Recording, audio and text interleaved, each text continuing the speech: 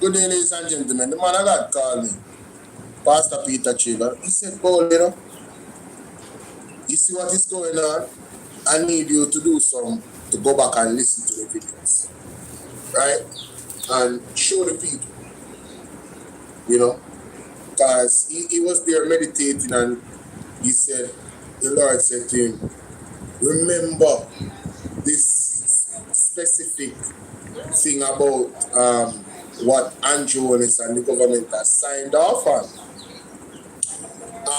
Well, I went digging, ladies and gentlemen, and I found some things, but I still have some more digging to do. Yeah. But let me tell you what, let me play to you what I have found in these videos that after listening to them, I'm like, well, people need to be reminded of this. So here we are.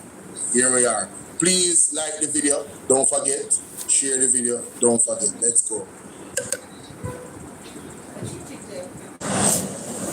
Hidden on a mysterious island, legends told of an eternal flame.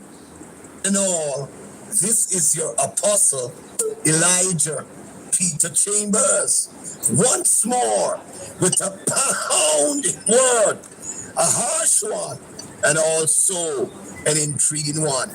Whenever you see me in this fashion, you understand that I am celebrating.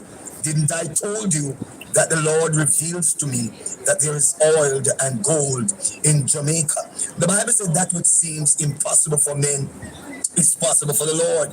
Is there anything too hard for the Lord?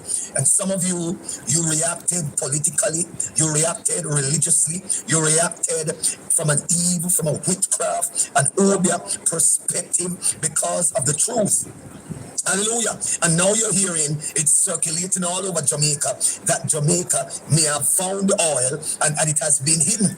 Minister Vaz came out saying that categorically he knows nothing of any oil in the land. Then if no oil is in the land, why are international companies coming into Jamaica doing their research? That is one thing you need to reason, because some of you think that we're all done and in the back of the class we're thinkers, we're individuals that were created to reason things, to look into things introspectively, to investigate, to scrutinize. But we understand that we're under a regime, we're under a government that does not want us to retrieve knowledge. They want to keep us dunce.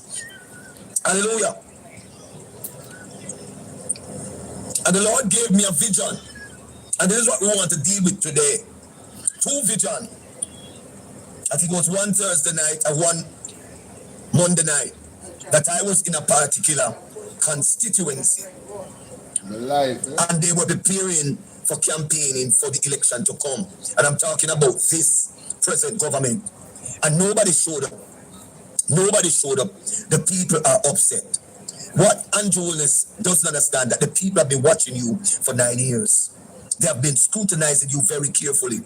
And they know that you have told the nation a lot of lies. Though your hungry belly labor rights are saying that it's a propaganda and that we're telling lies.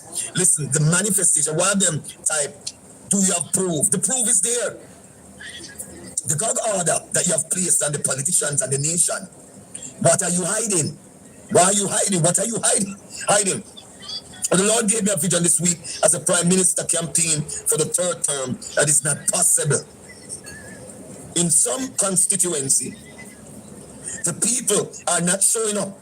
When the opposing party decided to protest about the corruption, he ordered the JLP supporters to go out and oppose them.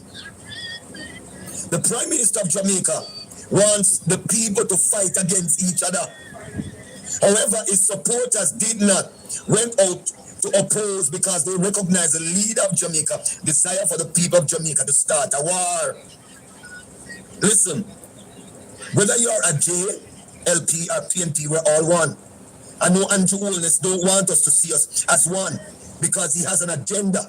He has an evil agenda, an evil political agenda to take down the people of Jamaica and to start a war that they did in the 80s. Listen, we're more knowledgeable, we're more intelligent, we're more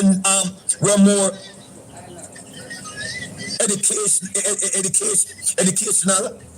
We have more knowledge today than then. Remember, we have more university students. We have more college students. Individuals who could not send themselves to college in the 90s and in the 80s and the 70s. Now it is possible. As the Lord revealed to me in a vision, the people of Jamaica will turn away from the so-called bro God, their ground God. The Prime Minister of Jamaica doesn't understand the nation has been watching him for 9 years. If you are not in corruption, leader of Jamaica, I'm asking you the question. Why have you placed a gag order on the politicians and the people of Jamaica, the citizens? Why are you trying to rule out the law that put politicians behind bars for stealing taxpayers' money? And I'm answering the evil bloggers, the hungry belly bloggers. So give proof. We're giving you proof. Why have you placed a gag order on the people and the citizens of this land? Why are you trying to rule out the law that put politicians that enrich themselves and steal taxpayers' money? Why are you trying to rule that out if you are not corrupt? That is the question you should ask yourself. I'm celebrating. The Prime Minister of Jamaica tried to shake a woman's hand, and she refused to shake the Grandmaster hand.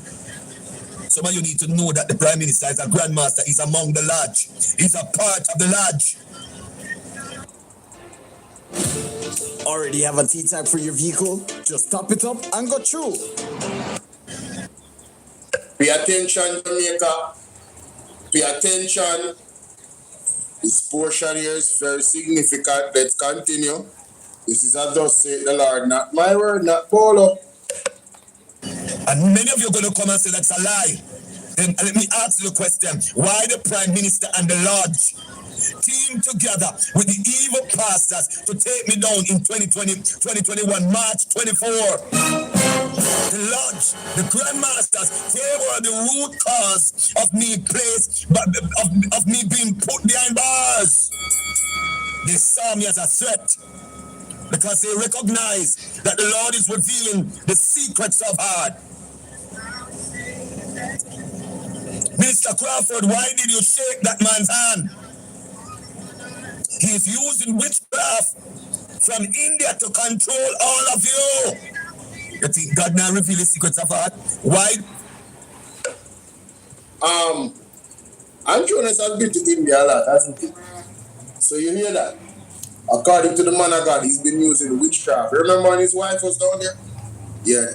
So according to the man of God, they're using witchcraft from India to control the people.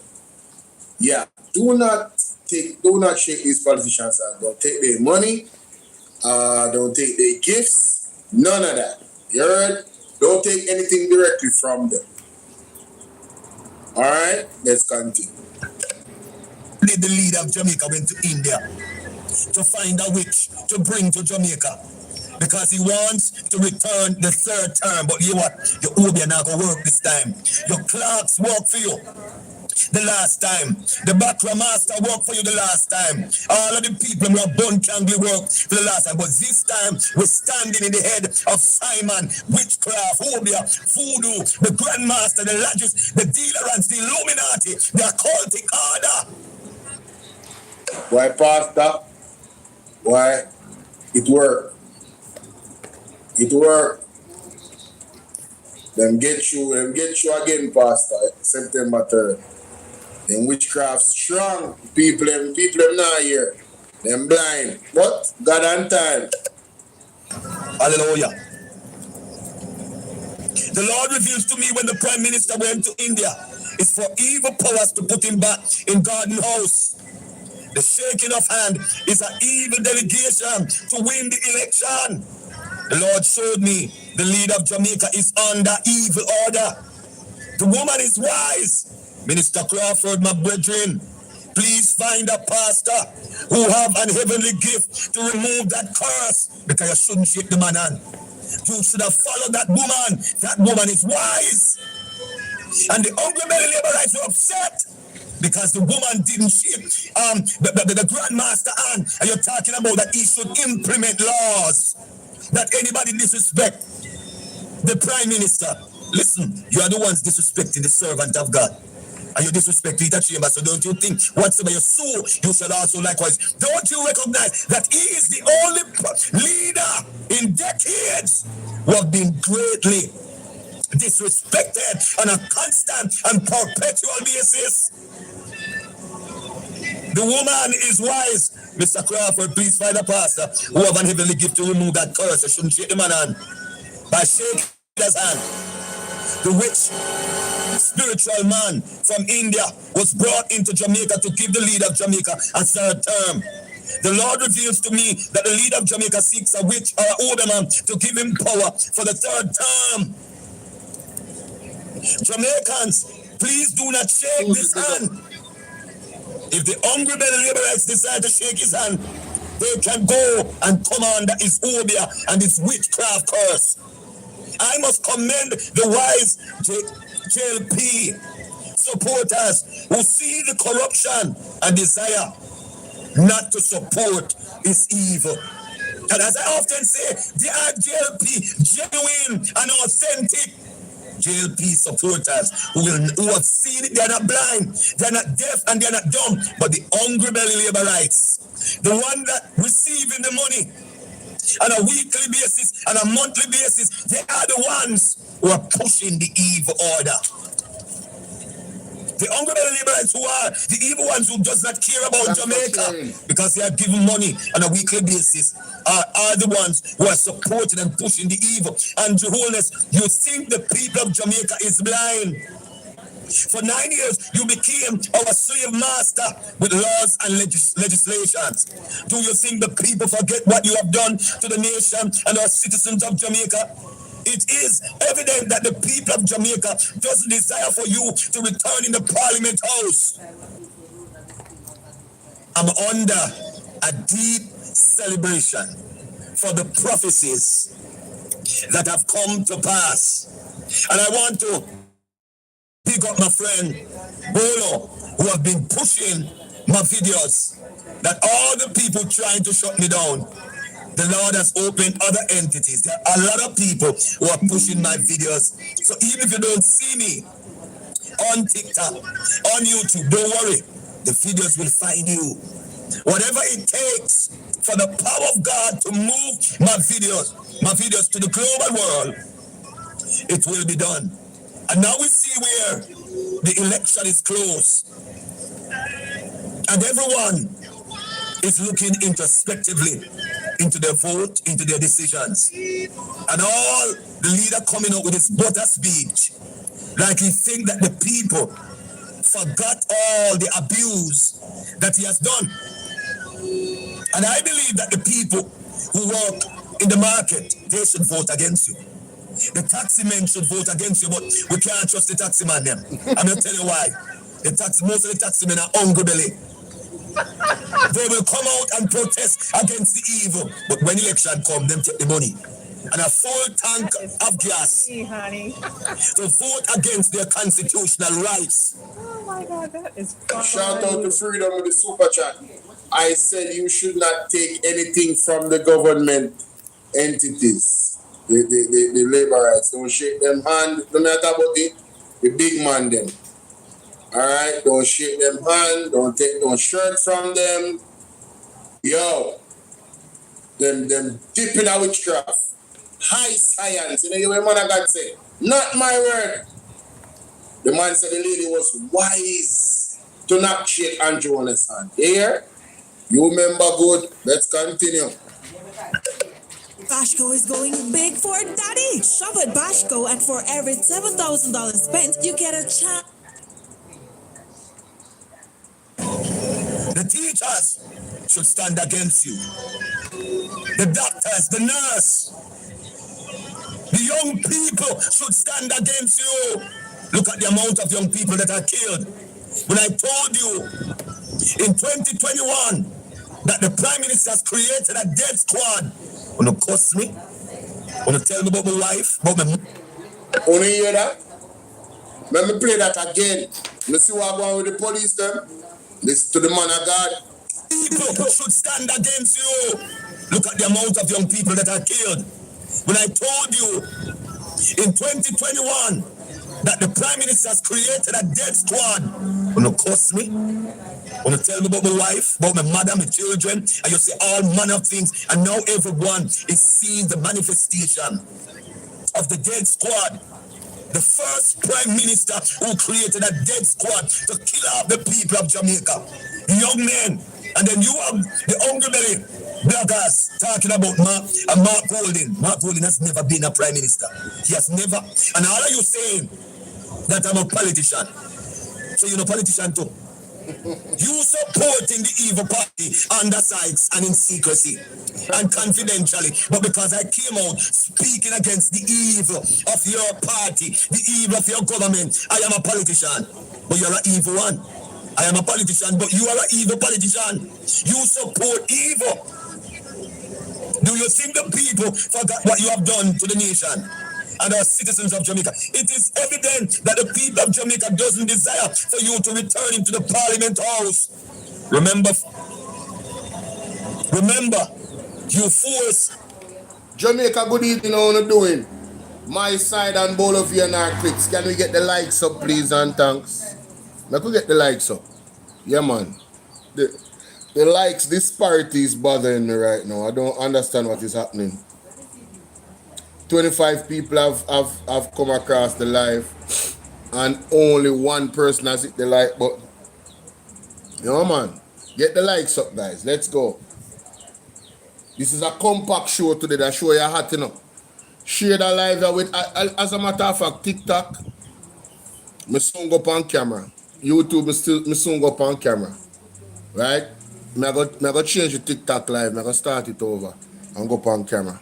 I was consuming my food, so you know, I didn't want to be eating on camera. Yes. Yeah, man. Get the likes up for me, guys. Get the likes up for me. Let's continue. The phenomenons in 2021 and 2022.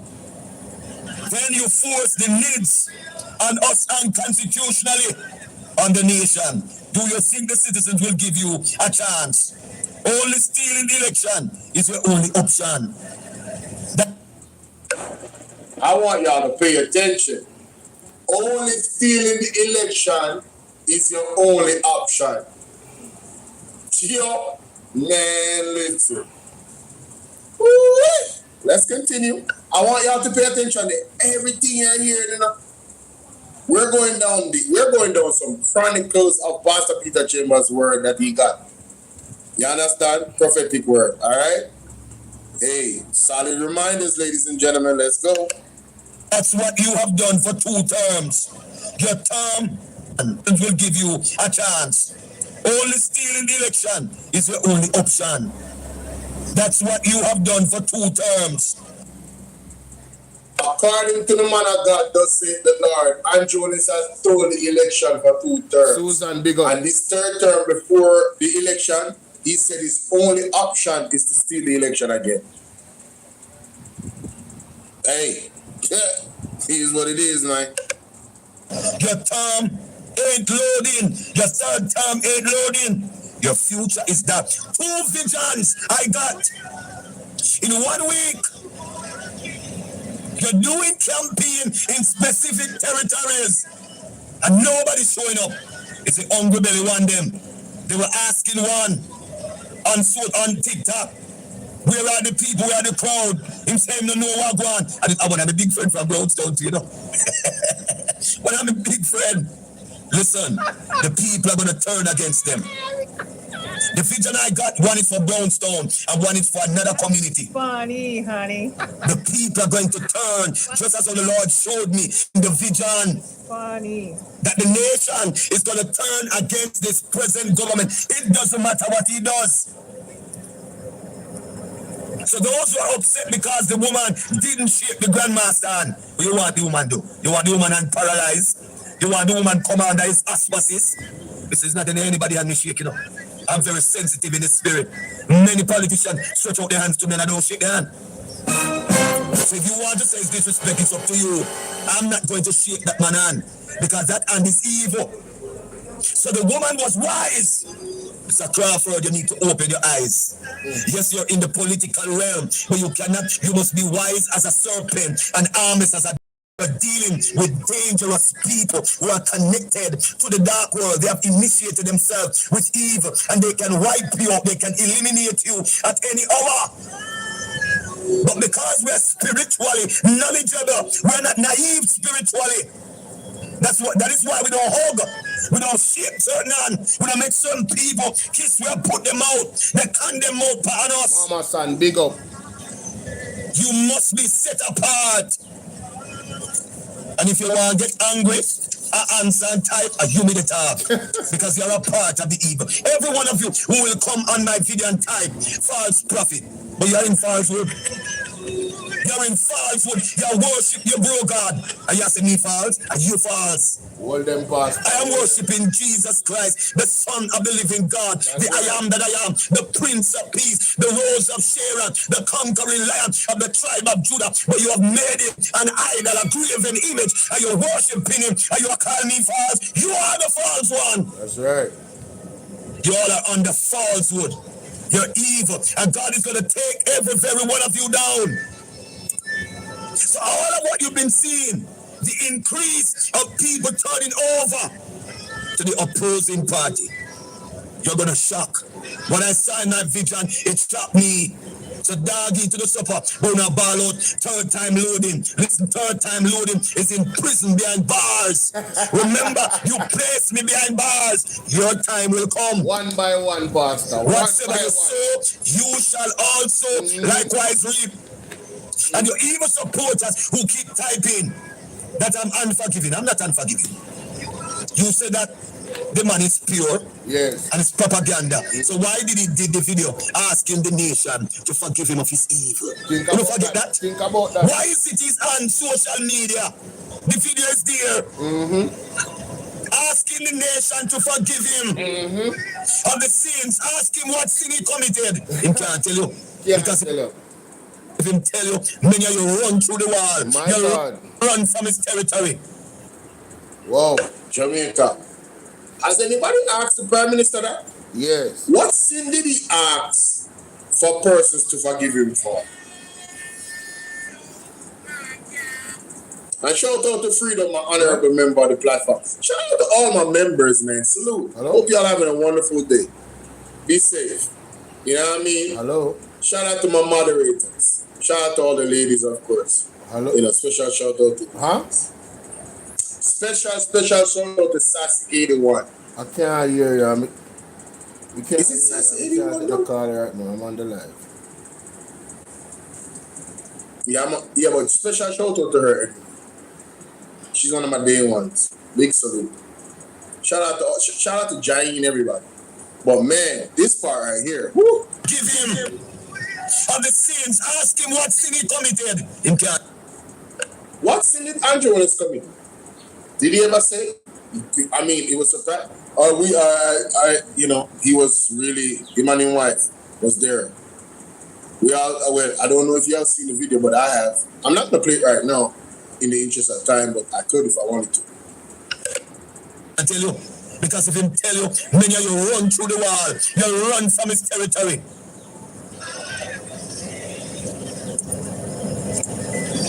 The people of Jamaica are getting wise. People of I must celebrate. Long time in a celebrating, man. God Almighty. This one is what? Me? Non-alcohol. Yeah, man, for the hypocrites. There it is. For all the hypocrites. None. Non-alcohol wine. I must celebrate because the prophecies are coming to pass. And everybody running up and down. Rosemary, what's up? The leader of Jamaica is having sleepless night. I don't see any parliament today, mama. No parliament today. 10 grand, 50 grand to do a vote, but I wish the people take the money and vote you out. I send you a strong message. Listen, this era of people are different. And your hand-me-downs, let me talk to the hungry belly labor rights. You haven't been voting constitutionally. You have been voting unconstitutionally because you were bribed. You're not voting For the future of Jamaica and for your generation, you're voting for your belly. Belly, hungry belly. That is why I call you all hungry belly liberal. Yes. And if you're upset, a humidity. Can you imagine if every one of you who took the money in the next election, you not take no money? We're not going to vote. We're not going to run when the board devil out. Don't take the money, man. I dare you to resist the money in the green shirt. I dare you to resist the money that they're offering you. The 1 minute money. Yeah. For 4 years to cause destruction. For 8 years, Jamaica. TikTok, me I start over a live, so you can come over here. Party 18 years. But y'all did worse than what they did in 18 years. Because a lot of us have died. You have gave many the venom and they are dead. And you lied to the nation. And then you put me behind bars. Putting me behind bars. And build a false allegation against me. But you evil pastors. Bishop Delford Davis, the Lord gave me a vision. The grandmasters, the lodgemen, you know what they said in a meeting about you? They have you under their control and their auspices. They have you under their manipulation. You have no power. That's what they says. Embarrassing. He needs some milk.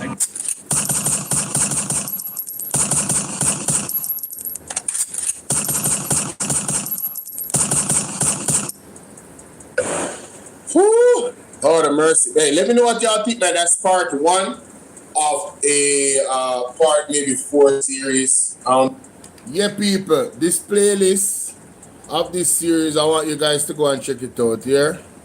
Most definitely. Go and check out that playlist, ladies and gentlemen. Alright, so yes, we're here, ladies and gentlemen. Remember to like and share the video. It's a brother Bolo VNR in this space. Queen Candy chance, Queen Candy, big up yourself. It's very embarrassing. I mean, you know, today is Pastor Peter Chambers' birthday, guys. You know, happy birthday to the pastor. Of course, he has a event at his church in St. Ann. You know, pastor not really inviting anybody of him thing. So if you rock with the pastor, 7 p.m. tonight, they can check in. You understand? How the poster there? Hold on, let me people. Let me find the poster. You know me have it, you know. You know me have it. People, me see Big Mama run out. Big Mama run out. You don't notice them a show Dr. Blake on the bus. You don't notice them a show the commissioner on the bus. You don't realize what going on. People, me say the man them a show the commissioner under the bus. The police commissioner. I kid you not. The police commissioner right now, he might take all of the L's them for Andrew Honest. Notice Andrew put out something in the newspaper. Me do the video, you know. Me do the video. I'ma put it out. Zine. I encourage you to go watch that video. I'm not going to play it. Right? Because I have other things to go deal with right now. Let me tell you the title of the video. I go to it. Un momento, por favor. The title of the video. Switch accounts. And it's on Bolo VNR clips as well. Because I'm live on Bolo VNR 2.2 and live on Bolo VNR clips on YouTube. For the persons on TikTok, you can come over to my YouTube. The link is in my bio. Alright? So you can see what is going on. Not just hear me talk. Okay? Or hear the audio. I invite you to do that. Alright, so which one of these videos? Andrew Honest shows the JCF under the bus while more lives are being taken. See that? The 2 news articles me go through. So more want to know if you go watch that video there. May I drop the link in the chat right now for the persons them from Bolo VNR 2.0. That's the link to the video I am actually referencing. For those on Bolo VNR clips, I'm going to have to drop it for you guys as well, you know, man. So let me just do that as a matter of fact. Ah, wonderful. Perfect. Perfect. Perfect, perfect, perfect. Let me find the video over here so I can drop the link for you guys, and you guys can go ahead and watch that video yourself. Zine. Amazing. So I'm going to drop it twice. 1, 2. There you go. There you go. So you got it. Awesome. Now, so like I said, ladies and gentlemen, Big Mama threw the police commissioner Kevin Blake under the bus. I could not believe it. If I didn't see it, I would not believe it. Trust me. Alright? Hey, move, man. And where you pick me for? Alright, guys, so let me show you guys what's going on with Big Mama. As Mr. Lonesome would have called him.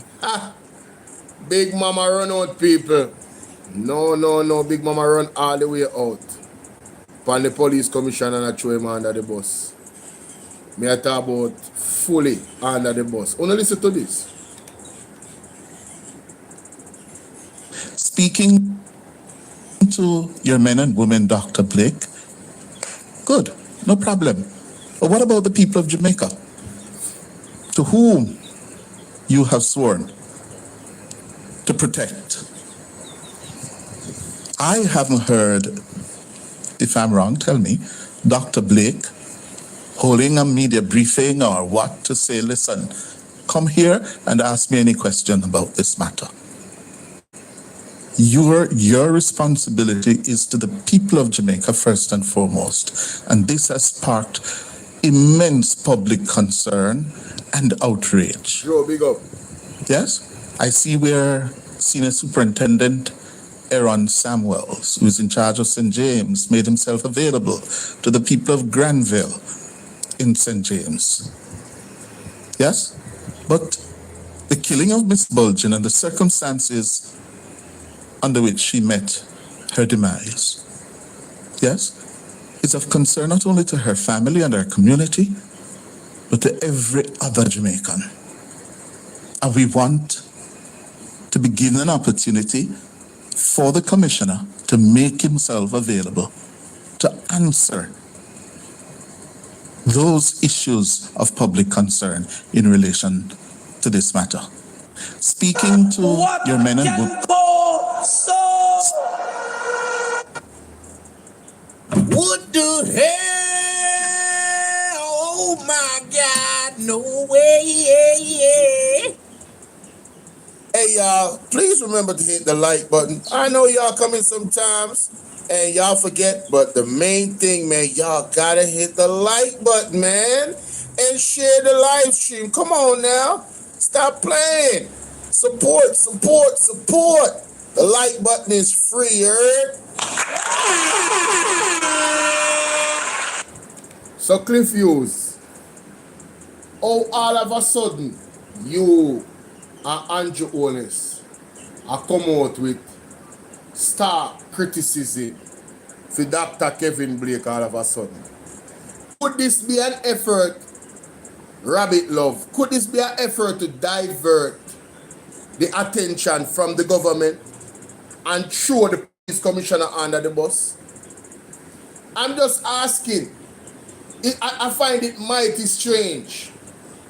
I don't watch them a lot. I don't watch them, period. Like, if I come across a video and my spirit tell me say, listen to it, Ocean Wide I say. If me not see Mr. Lonesome or if me not see what him name Mystic Sensation or even Andre Stevens from time to time, if I don't see them mention Ocean Wide, I don't pay them no mind. I don't even listen to them because they literally, to me, they are totally bought out. They are the house slaves of of a dictatorial state. All they do is come out and put out the narrative of the Prime Minister and the government. Period. That's all I see them do. You understand? So it's like, to me, what's the point? But I came across this video, I was scrolling, and I heard him, the first thing he said, it caught my, you know, when you're scrolling and when he said this, I said, mighty God, what is going on? Speaking to your men and women, Dr. Blake. Right there. When I heard him say Dr. Blake, I said, speaking to the men and women, your men and women. So basically, Cliff Hughes is saying, Dr. Kevin Blake, you talking to the police, them is one thing, you know. So how come you don't come talk to the public when this is a public issue? And people are outraged. How come you don't come talk to the public? At that Cliff Hughes I said, but coming from Cliff Hughes is like, really? Cliff Hughes? Are you that? Are you say that? Out of your mouth? And the man go further, listen to this. Good, no problem. No problem. But what about the people of Jamaica? To whom you have sworn to protect? I haven't heard, if I'm wrong, tell me, Dr. Blake holding a media briefing or what to say, listen, come here and ask me any question about this matter. So Dr. Blake, you are getting heavy criticism. I was not even expecting that from Dr. Blake. I'm not even putting the blame on Dr. Kevin Blake. The blame goes squarely on Andrew Onis and Horace Chang. They are the ones that have put out buzzwords out there. They are the ones that have told people to go out and support the police when the JFJ was asking for body-worn cameras and tell everybody to wear black. Them tell everybody to wear blue. They are the ones that have been telling us that, listen, body-worn cameras is going to put the operatives in danger when they're out there going on these special operations. They are the ones that said JFJ is benefiting from blood money. So they are the ones that I blame. I don't even blame Kevin Blake. Kevin Blake to me is a pawn in the chess game. And here we are with them putting the pawn up for a sacrifice in the public, blaming Kevin Blake for everything. Why you don't come out, come talk to the people them? Why Kevin Blake come talk to the people them when Andrew and Horace Chang actually control everything? Where anytime somebody criticize the police them, they say Horace Chang come out like Superman. I am Superman, defending the police. The wrong police them anyway, the bad police them. The one them we are analyze innocent people. Him come out and he also made statements that people should carry them go somewhere and shoot an M16 over them head to understand where the police them are come from. Nobody didn't say that police don't have, go through dangerous situations. Obviously, did you sign up for the job or did somebody force you to? That's my only question. Nobody forced you to do the job. You signed up for the job, so don't complain about it. Don't tell us about how hard it is.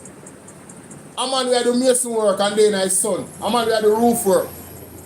Why should he choose to do that job and then complain and say his son are burning? He knew that this would happen. He knew very well the dangers of it, the pros and the cons of it. But the money is good. The money is good, ladies and gentlemen.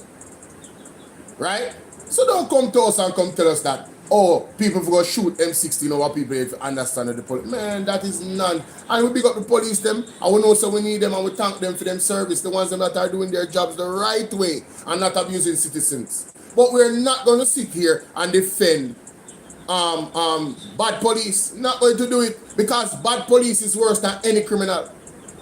Bad police is 1,000 times worse than any criminal. Somebody that decided that they are going to become a criminal and sign up for that job, them is bad.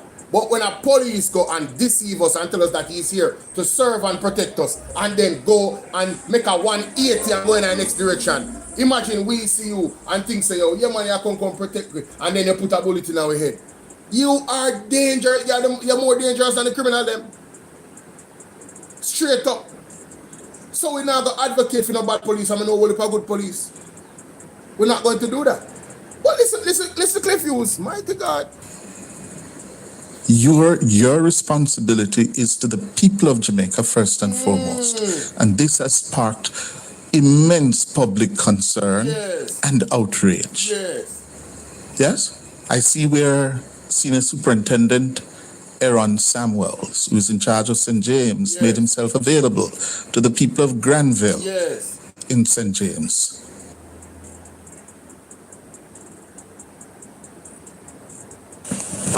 Emotional damage.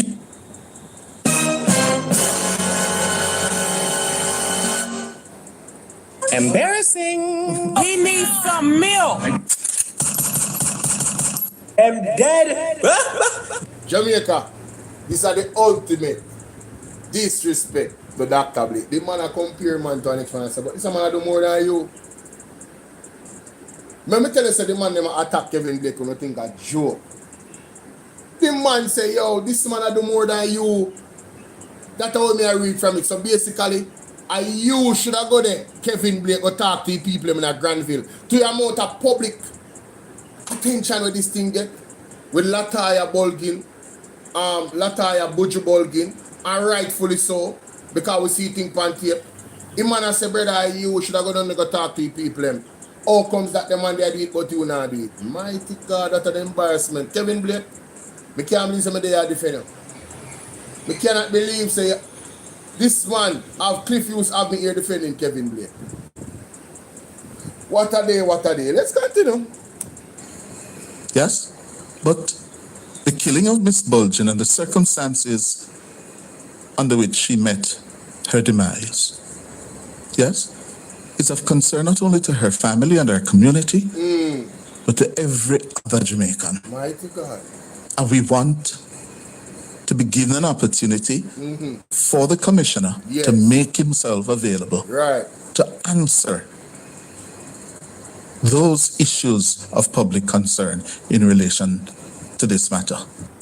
No, Mr. Blake, you caught between a rock and a hard place, I say, no. Because you see, if you don't come out after Cliff Hughes call you out now, you're going to come under further criticism. So it should be interesting what will be your next move.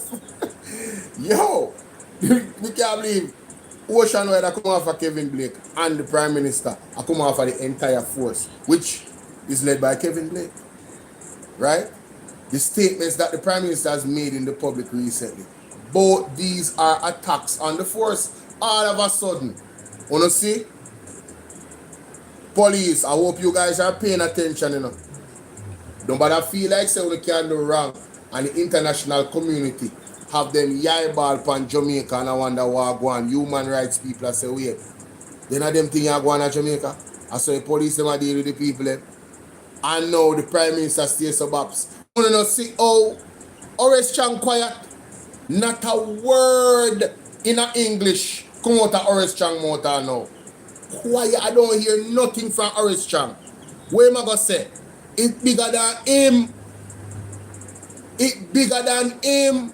All him bravado and all him her and I defend the police them when they do wrong. Where is he? Crickets. And then Andrew is controlling and I bus police. Police. No, but I feel like the international community can come lock on for them something, a human rights violation. No member good. Do not go out there and make Andrew when it's gassing up if you go do no illegal things. Alright? Good. Mama son, what you deal with? Nah, you Mama son, hold on. Yes, Mama son.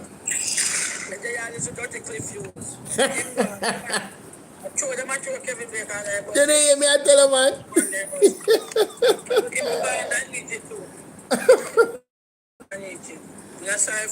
Yes. Yeah, but it's a distraction. I'm put it on Kevin Blake now. I remember Andrew and Sam say shoot and kill us. Remember say me a record with it on YouTube. The mic the right just so. Yeah. Analyze. Remember then I am say shoot and analyze. So all now Kevin Blake now become Like a him send out the man them for you. Yeah, like a him a give them directive. Yeah, Andrew and Oration do it so, and then you feel call out too. You understand? But the parents and them are youth, man.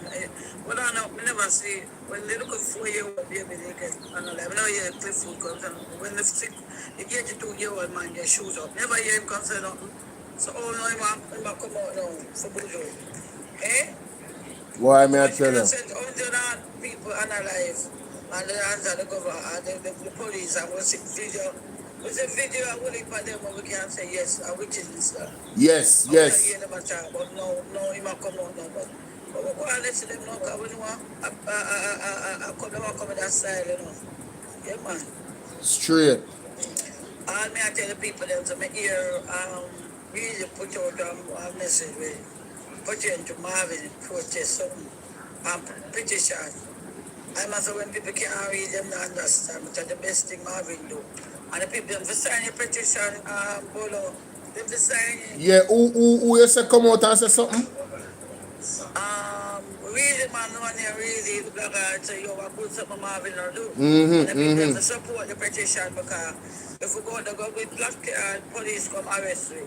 So Yes. we're going to use the finger. We're going to use the finger. We're Yeah. going to stay behind the scene and use the finger. Yes. And sign your 100,000 signature. Yes. And make the action come on, come and get answer to all of Yes. We need answers, so if only way we can get the answer and if we sign a petition. Right. We have promoted to people who will sign it. Right. Sign it. Right. Don't it? Of course, 100%. That's a part of the title. That's a part of the title of my video right now too. Yes. You understand? Have you signed the petition? You know, anybody when need to sign the petition, if you're looking at the comment section right now, Veron or anybody else, you will see that Nightbot is dropping the link to both petitions right now. So sign it. Alright? When you say board, who are forward? When you say board petition, which one? Yeah, Mr. Will Rattigan have a petition from both 1 year hard now. All you need are 10,000. All you need are 10,000. 10,000 signature. Yes, well, Vatican will need 10,000. And fee will need 100,000. And we have over 11,000 outstanding. So Vatican will not sign last time. The people them a joke, man. The people them a joke. The people them a joke. You understand? Then wait till them back against the wall and wait till this young lady alive get taken so brawling for then he to all I warning them will be not say. Look for the situation them with the man them bridging. The police them no fear go answer with the people them and them thing is this is a human rights violation. You understand? You understand? I'm talking about and people make it look like the government. Yes. The government do the right thing and we are ball out for them. Them not ball out for we. Them are trace we, them are discriminate we, them are style we, you see? Yes. Yeah, man. Yes. So yeah, it the 22,000. Somebody said the petition there 22,000. Me know, but what I want to know if you go sign, want to know if you continue support Marvin petition, and I want to know if you go sign the Magnitsky Act. Because the Magnitsky Act is an international act that you can use to sanction any country where human rights violation and corruption is concerned. When you go look it up. So all you need are 10,000 people to sign it.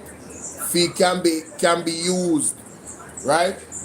Yes, so I encourage you. Anybody when need it, want to reach out to me. My number is 876. My number is 876-451-6535. That's 876-451-6535. If you need the link to both petitions, you can reach out to me right now. If you sign it already, I encourage you to please share it with 20 people. And share this live stream with 20 people to hear. That is it. Alright. So me I go move on now. Not say me sign it already for Rattigan own. Well, share it now. All I want to sign it already, share it now. Big up yourself, Global Boss. Not so you doing, my darling. Good to see you. All right, thank you for the floating heart. Sweet, always a support, not big up yourself. We just have Colin, big up. Is this Colin Bell? Colin D boy, bless up yourself, Colin. Oh, Ron James. We big mama know. He said we big mama know all of this. Me say them so 2 time in a hypocritical, my brother. Georgia, good day. How you doing, sweetheart? Bless up yourself. Alright, so the Prime Minister run out, you know. The Prime Minister run right out, ladies and gentlemen. I could not. Him run out and I defend the $1.44 billion where them not spend. And him a call out the vlog of them too. Him a call out the TikTok of them. If you think I lie, me I tell. You make a sad mistake. Me I show you what I go on so. How come I not hear the volume come up a while ago? That's some skill.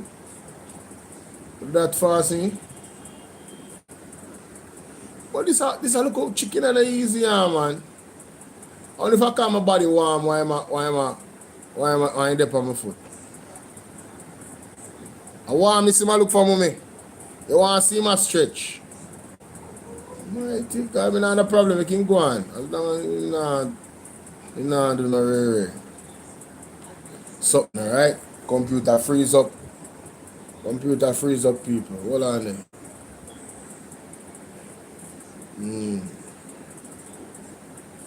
Why is it not reacting? Why the interaction not interacting? Something is so wrong here. Okay, see that now. Alright. Yeah, man, let me see. 13 minutes. Right at 12-minute mark. Yeah, my computer look like it overheat, you know. Something go on. Computer freeze up, people. I need one next laptop, you know. Sometimes I want to need resting. Yeah, man, go and share up the live, my people. Go and share up the live. Sorry about that. The computer is freezing at the moment. Having some technical difficulties. Just give me a second when I sort it out. Whoa, wait a minute. Oh, I know why. I know why now. The computer now do nothing wrong. I mean, do something wrong. Base 44 super agent. I mean, do something wrong, man. See there? I mean, do something wrong. Come and say, how come I not hear it and it not responding? I have to make you hear this because I enjoy something else. I'm so glad I find that video. Father God always do the right thing, you know. The people have 35 days, we have less. Yeah, man, we are do it, man. It a go up, man. Yo, that petition they got done signed before 35 days. Believe. No joke. That 100,000 there, I got dropped before 35 days. Big up on yourselves. All of who sign it, big up. Yeah. Answers. Straight up. Andrew got jail. Like we say one by one, I'm going to jail. Sign. Yes, definitely. Big up BOJ TV. Alright. Ladies and gentlemen, we want to listen to the Prime Minister. Because in recent time, the $1.44 billion that was unspent, they have gotten heavy criticism. All the labor right them are criticized Andrew. So they might feel the pressure. And Andrew here, so I'm going to make you know how they might feel the pressure. But he might clap back. So him say, watch him now, with him at the hashtag builder. You mean hashtag breaker, destroyer, advocate of doom. If you are a builder, how come say, you know what, I'm going to top. Because right now, this man a real PR man here, man. I start there because we're not immediately exhausted. Immediately. So I want you to ruminate on that. The obvious can mislead, and it is true. Not everything that appears urgent is wise, and not everything that is wise appears immediately. So I want you to ruminate on that. The obvious can mislead, and wisdom requires deeper judgment.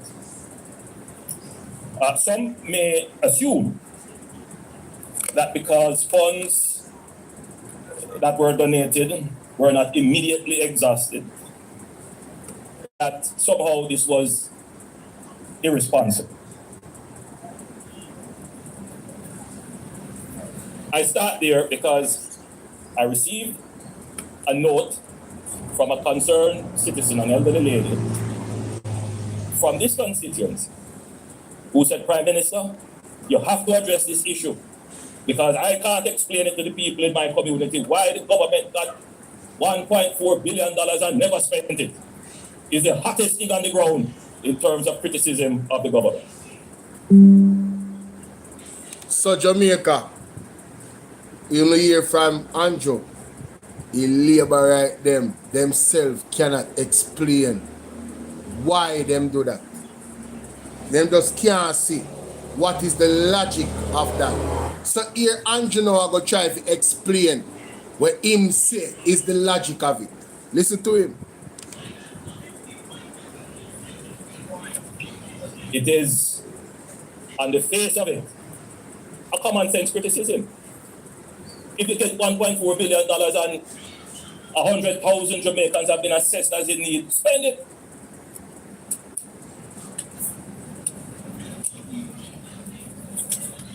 I reflected on what I would say, because these days there's nothing that you say that is not critiqued unjustly, unfairly, unreasonably, and oftentimes misrepresented. Fake news and alternative facts, if not sometimes just downright lies to mislead. But that can't deter the response, because my job is to explain to the people, engage the people, and again, I've repeated this thing, the battle for the minds, right? Because there are those who are out there.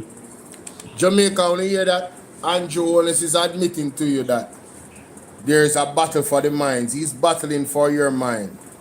Well, let me say this to the people that are listening to me. I'm not battle for no mind. You know? I don't want to control nobody. Everything I share is for you to open your mind, to think for yourself and come to your own conclusion. Some people disagree with me, and that is fine. I'm not trying to be the leader of anybody. You understand? And I could be wrong. So sometimes I might need correction, but Andrew Wallace is battling for your mind. Una give him phone mind. Una make everything where I worship him, so everything him say, una work with it. And that una do. Me just ask, are you guys zombies to Andrew Wallace? In my battle phone mind. Let me play it again. The response, because my job is to explain to the people, engage the people, and again, I've repeated this thing, the battle for the minds, right? Because there are those who are out there just simply trying to get falsehood into your minds. Now, I want you to consider with me a few things. And I want to give you some facts as we discuss the issue as a family.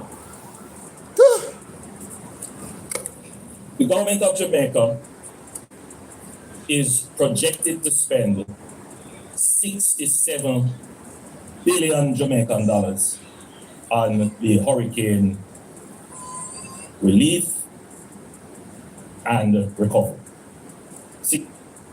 So him say 67 billion with emphasis. Jamaica, if you spend 67 billion and you have 2 trillion and the necessity, the need is 500 billion, would you consider that failure or success after 7 months? Let me say that again. If there is a need, if there is a necessity for 500 billion to be spent, and you spend 67 billion, doesn't the need far outweigh the effort? So how do you pat yourself on the back So like when he says 67 billion, it make it sound like, oh, this is this massive number, when you don't factor in what people actually need, how much people actually has not gotten any help yet. When you factor, and then you know what they do, and they're so skillful at this, is lie by omission. What about the $138.8 million from Hurricane Beryl that has not been spent? People donations again. So over here, so when I react, this is how I do it. So I don't want to, Andrew Holness, to put you to sleep. Open on the mind to him argument from here, so 67 billion don't mean nothing. Furthermore, the 1.44 billion should not be there after 7 months. That is the 100% what it is about. Even if basically they're telling us that he said that he would do it, he would buy tangible things with the money. Zine, well, we don't buy nothing with the money, and we need the people. Them still need the tangible things. Them people still live on the tarpaulin. So how can you defend the indefensible? But he's going to attempt it. Listen to this. $67 billion. A large part of that would be the loan that we gave to the JPS so that you could have back electricity faster than ever before in the history of restoration after any disaster in Jamaica. That was a strategic decision. It was highly criticized. Why is the government lending money to JPS? But the recovery was quick. Water and electricity came back very quickly. Very strategic. We thought about it, we thought deeply about it, looked at the ramifications, and we took some good decisions. We have deployed out of that $67 billion, $10 billion for the roofs program. Jamaica, again, $10 billion. He's emphasizing the billion to make it sound big to you. What is the actual need in monetary figures that people would need to get help? What is the actual need? You gave JPS 150 million US, $24 billion. Zine, and you put 10 billion towards roofing, towards the roofing program. Right? What was the need though? There's people that cannot get back light because them don't have a house for the light go to. This is the reality. And until the government admit they have failed, what they're going to do is to repeat their failures. Because all them do is pat themselves on the back. Yeah man, we do all that we could. Let's continue. And close to 50,000 Jamaicans have been getting support through that program. Through the NHT, almost $2 billion has been spent, and that is not included in the $67 billion. Jamaica. Oh my God, oh my days. Does this man understand what emergency means? Does he understand that a hurricane season is coming up in weeks and persons are still homeless? And he has the audacity, the unmitigated gall to come out here and talk about numbers. Numbers? The only number that is significant is any Jamaican that has not got the help yet. That is the only number. Humble yourself, Prime Minister, and your government. Humble yourself. You are servants of the people. And if there's people not served, it means that you have not done your job and you have failed the people. Period. Point blank. There's no other conversation. None. No excuses. No we thought. No we did our best. You have failed the people. You have failed people from Beryl. 138 points is not like the money never needed to be spent. 101,000 US on top of that. You failed the people. There's no excuses. And I am not going to allow you to make those excuses. Not on my platform. I'm definitely going to point this out as I'm doing right now. Let's continue.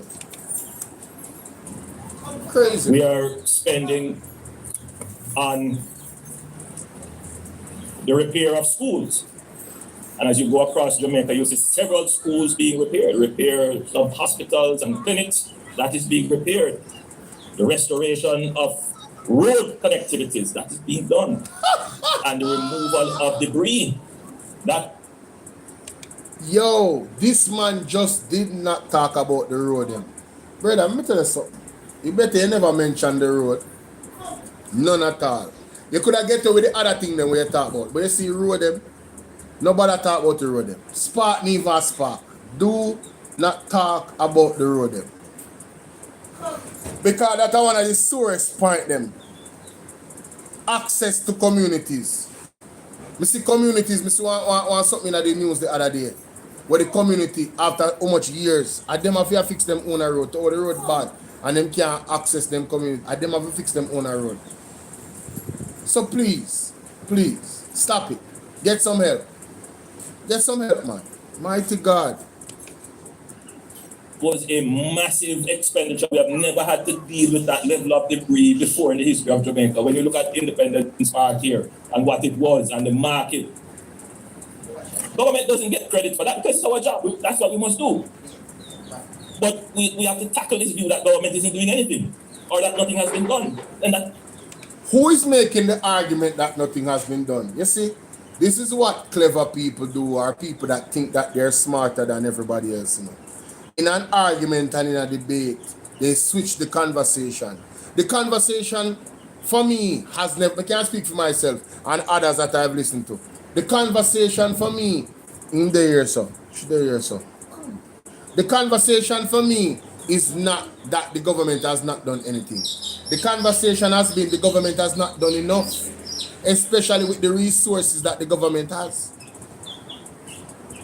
That is it.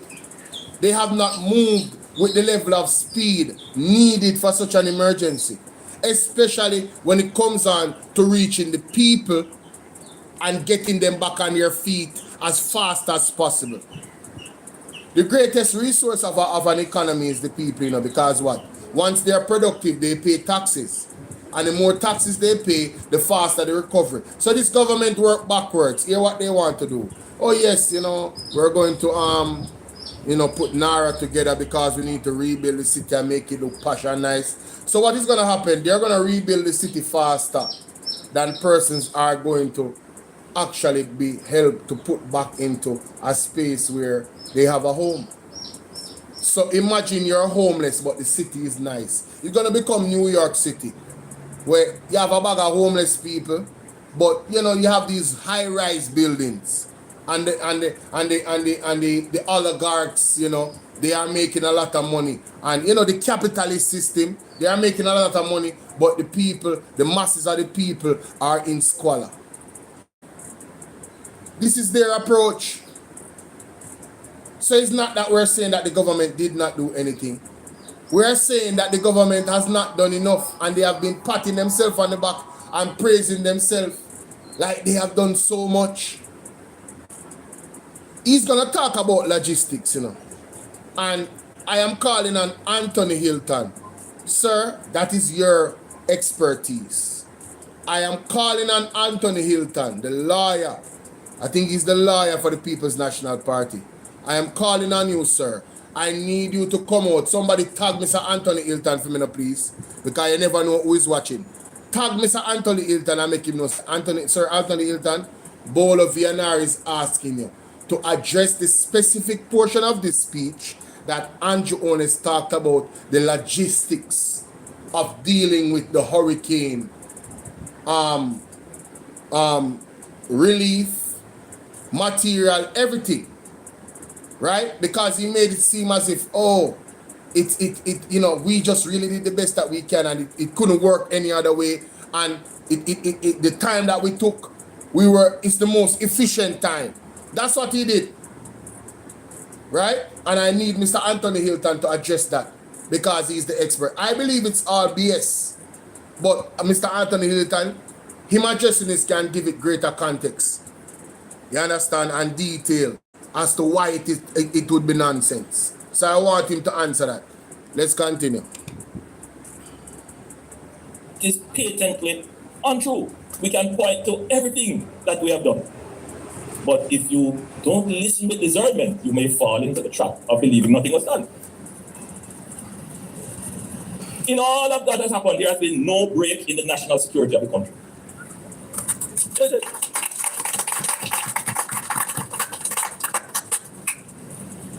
Country is moving on, resilient, we're back up and we're going. This is not to say there isn't, there are problems obviously, but we're back up. I would say this to you. Jamaica got more foreign aid under Hurricane Gilbert. Get some help. Than it got under Hurricane Gilbert. Jamaica. Me a call upon Ralston Hyman for that one. Yeah. Andrew Wallace said Jamaica got more hurricane relief in a Hurricane Gilbert than Hurricane Melissa. I think this is a lie. I think it is a lie. But I want Ralston Hyman. And who would be the person on the other side, on the People's National Party with this portfolio to look into this? Mr. Who is the opposition for well, I guess Mark Golden would have to address this one too. Yeah, Marky G. Sir Marky G, Sir Mark Golden, sir, I would love to hear from you in regards to this argument by Andrew Wallace. The PMP, Nikisha Burchell, I'm calling on what's the sweetheart name? Peter J. Ferguson. Somebody tag Peter J. for me there. Share this to publicly PG on TikTok. Tell us if we forward over here, so. Me need them for check Andrew Panda one here. I don't believe him. Let's continue. It's a different time. Jamaica has to stand up on its own 2 feet and do its own thing. As we are saying, from our budget, $67 billion. Do you know how much we got in donations, cash donations? How much was it? $1.4 billion. How much? Where you say, Mama son?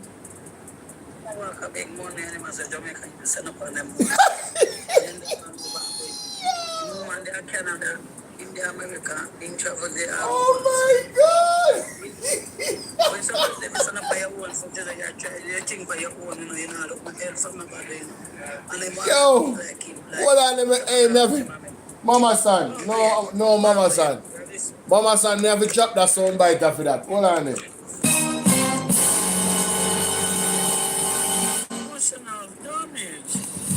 Emotional damage. Embarrassing. He needs some milk. I'm dead.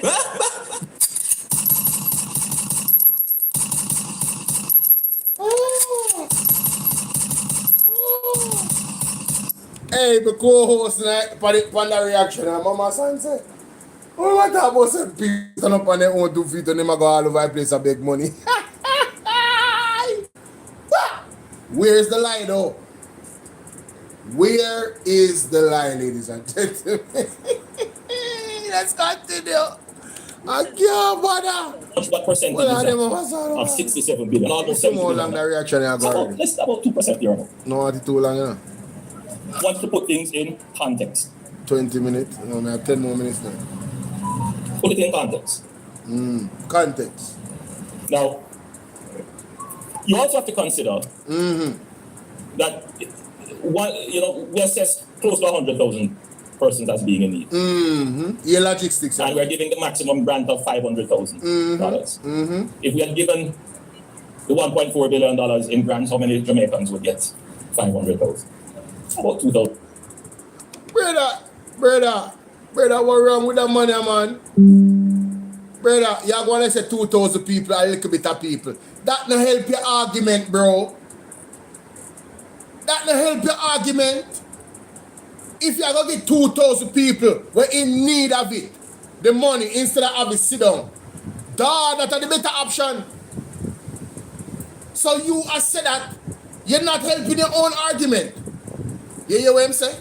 How much the $1.44 billion would I actually do if you was to give out $500,000? How much people? Make we hear him again. In the maximum grant of $500,000. If we had given the $1.4 billion in grants, how many Jamaicans would get 500,000? About 2,500. About 2,500. Then, brother, after 7 months, you are tell me, say, the best option, and if we have 2,500 more people, I get help? How do you sit here in front of well-thinking Jamaicans and the people them dead there and listen to you and nobody not throw water upon him? Eh? Somebody should have just throw water upon him. I most gentle thing you can do when you're frustrated, just dash some water upon him. How can a foolishness that say man I come tell the people them? People make me divide it and show no. Because we love calculator, you know, we love the maths, you know.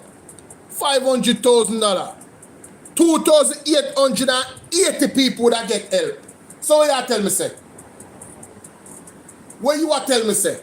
Only deprive 2,880 people from get a $500,000 grant because you keep the money in the blur now to ever want to keep it. I know you want to come tell me say the right decision to make. Look how they expose me tell you say, you better if you don't stop talking, I'm telling you, you know. Not say nothing, Andrew. You can't win. I tell you that. You can't win this argument.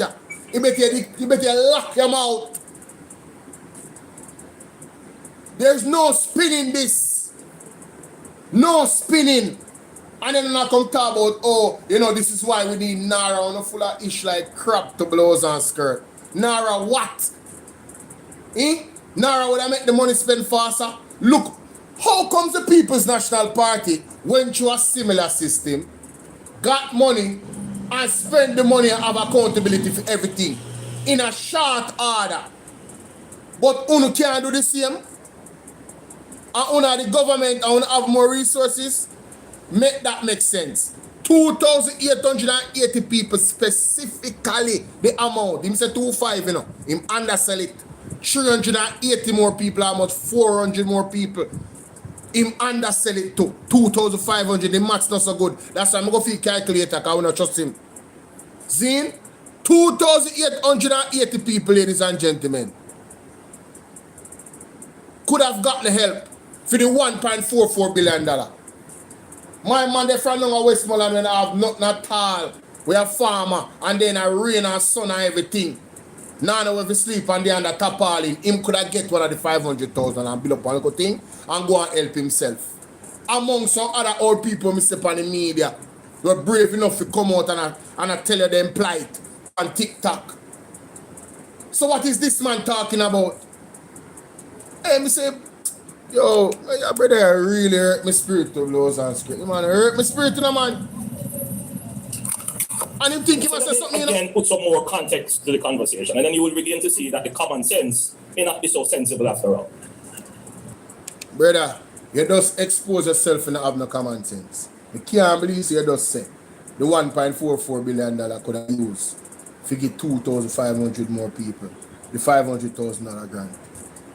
I can't believe you just said that and then you talk about common sense. Hey, you know so I feel like say man have he might develop dementia. I want to feel sick. Because I don't know something wrong with him, you know? Something wrong with him. Something wrong with him. We got $400 million in building materials that we got from the private sector here, and I commend those who contributed to the building materials. I commend as well the government of Guyana, who contributed significantly to that. Now, I want you to walk with me. Do you know how many roofs we have put on so far? JDF is here. We've gone close to about 400 and about 400 and 500. Close to 500. 500 roofs have been restored. You know how much it is to... Andrew, you just open up your mouth and say a 500 roof want to put up. After 7 months. Embarrassing. We need some milk. Restore a roof. Just put on a room and a half or 2 rooms, which is about what we do. It's just about $1 million or more. And we still projected to have some more roofs to put on. So Andrew, wanna spend $500 million put up roof, and that I tell you say. Fixing roof. $500 million. So you could have fixed 1,000 more roof then. With the $1.44 billion, one you never spend. Again, you shoot yourself in the foot. Let's continue. What you say, Mama Son?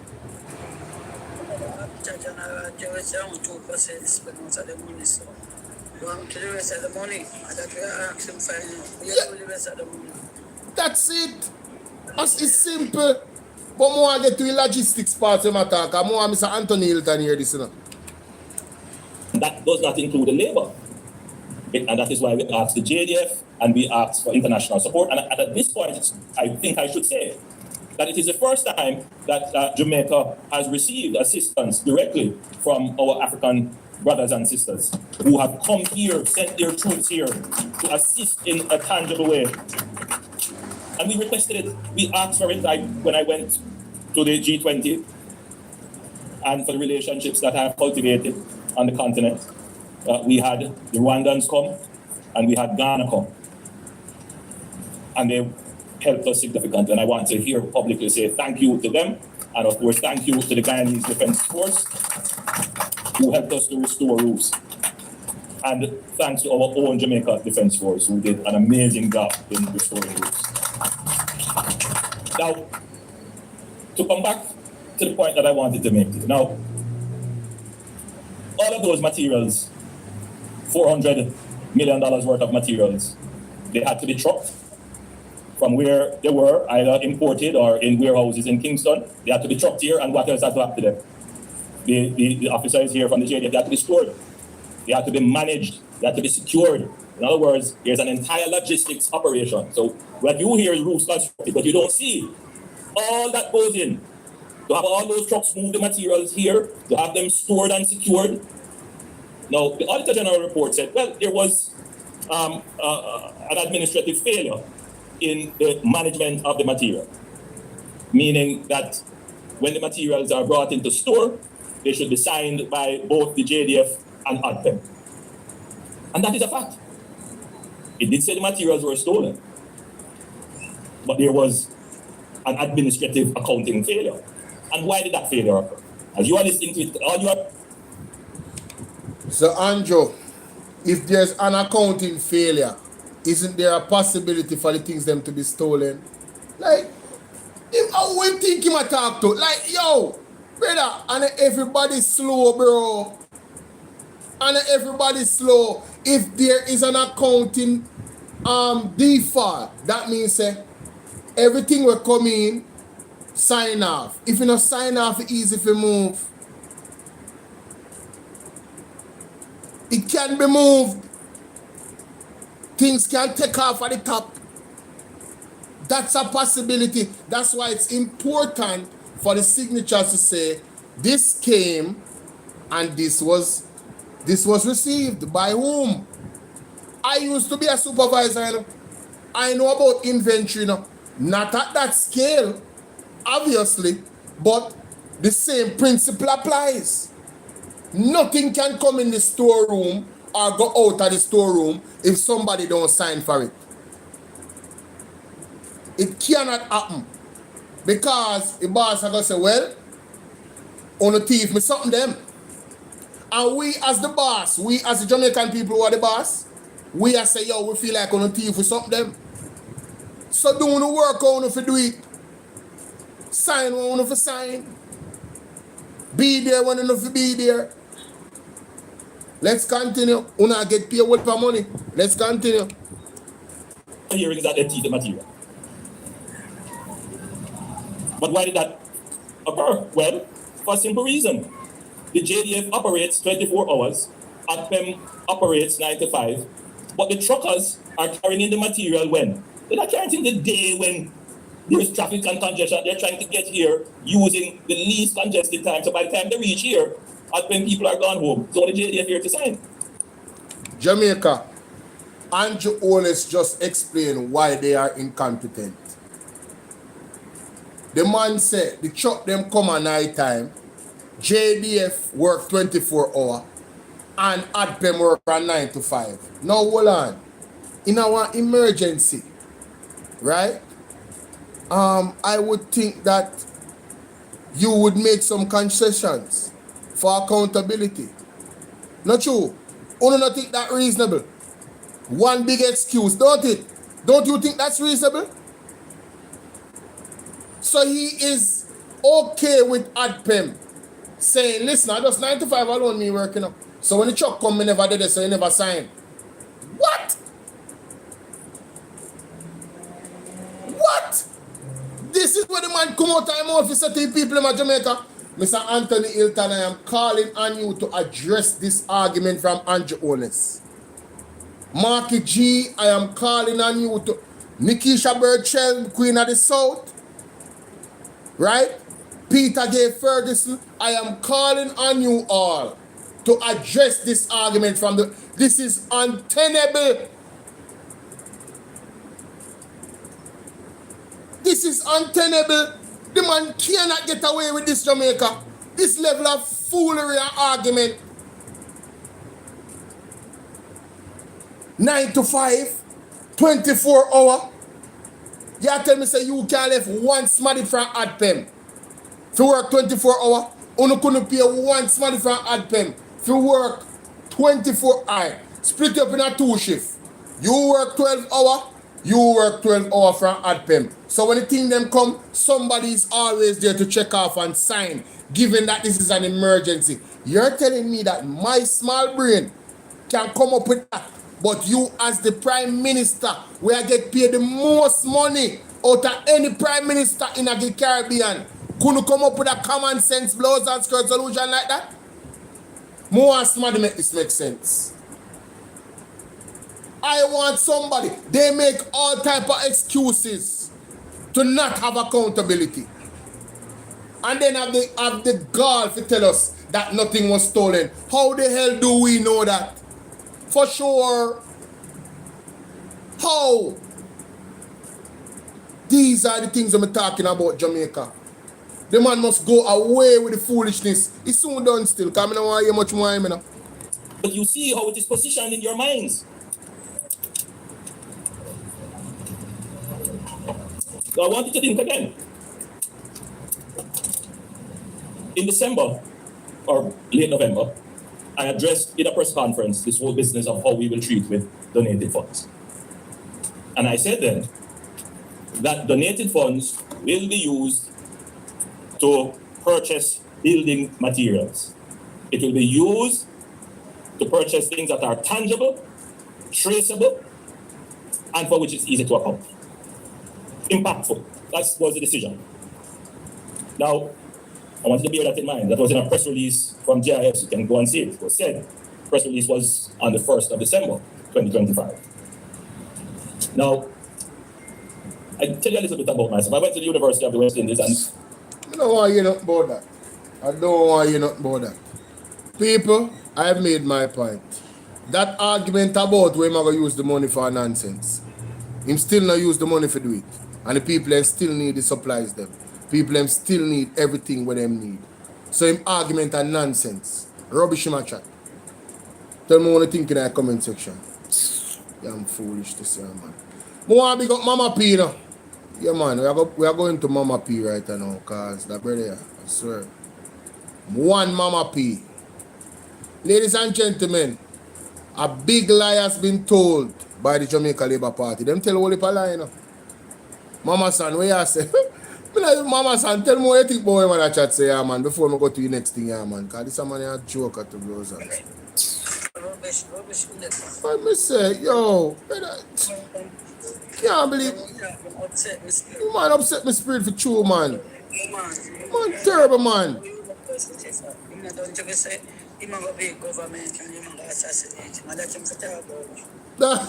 Member say Andrew say, you know. And you see, I should have put this in a reaction, but it just come to me a while ago. Member say Andrew say he put ADPEM in his office, you know, because he saw these gaps, you know. So how comes gaps still there? According to him, ADPEM supposed to operate more efficiently under his office. Share this live with 10 people, Jamaica. Them are hours, yeah? We're supposed to see people are running on the program. Share the live, share up the live, share up the live. Don't know what's going on, but share up the live. You understand what I deal with? The man tell me that. The man say, yo, me I put it in my office because me see some gaps and we need to actually make sure say it operate very well because of this big disaster. But them still feel with logistics and all of them something there. But anyway, I'll move on. Ladies and gentlemen, we see them might do something for Mama P in terms of building and them thing there, but you know, a lot of people is not aware, unfortunately, of what Mama P had sacrificed and the people at the time, the Jamaican people at the time behind Mama P, what they sacrificed. You feel me I deal with? Yeah, a lot of people don't know. And it's important that we visit the argument from time to time because, you know, this government have a tendency, or the Prime Minister have a tendency to come out and make a think, say, he is the one that is fiscally disciplined, or he is the one that did this. Genesis one in the building, she says, accounting failures and unquestionable goods. Yep. Modus operandi when Andrew Jonas is dealing with anything. Thank you so much, my darling. Laura Wheatley, how are you doing? I see you. Edwin Smith, greetings to you, my brother. Vernon, I had put the number in the chat, you know, Vernon. I hope you wrote it down. And I tagged you as well. My phone number. He said, greetings to you, my brother. Always giving us great and important information. You're a true man of God. Your things are real. I love your program. I love your platform. Very informative and educational. Thank you so much, sir. Appreciate that. When I reach the man of God level yet, you know, we still have work to do. But anyway, listen to this, ladies and gentlemen. This was the head of the IMF. And before me go there, sir, let me just go to this article and make you hear this, right? This is the IMF lending case study for Jamaica. This is the International Monetary Fund. This is their website. All right, let's read. Research, countries, capacity development, news, videos. Jamaica and the IMF, the power of partnership and ownership. May 2019. After gaining independence in 1962, Jamaica enjoyed strong economic growth and achieved middle-income status quickly. 3 decades later, income started to plateau, including following a massive financial crisis in the 1990s and a further setback after the 2008 global financial crisis. Challenges have ranged from policy missteps that led to high public debt to vulnerability to natural disasters, emigration and brain drain, and high crime. By 2013, Jamaica's public debt had reached a historic high of about 147% of GDP, making it one of the most indebted countries in the world. Program ownership and design. After a debt exchange in 2010 and yet another IMF-supported program that went off track, in 2011, the country was on the verge of an economic meltdown with no access to international capital markets. Jamaica once again turned to the IMF in spring 2013 for financial support. Jamaica, want to hear that? 2011, who was the government? Somebody Google it for me real quick now. Mama San gone. Big up Mama San. Mama San and move on Grove now. Who was the government, Jamaica, in 2011? Who was the Prime Minister in 2011? That's what I want us to find out.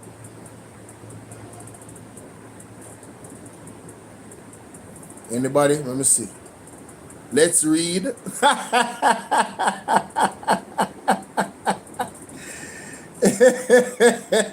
Yeah, that's a day one joke with Genesis. Let's read.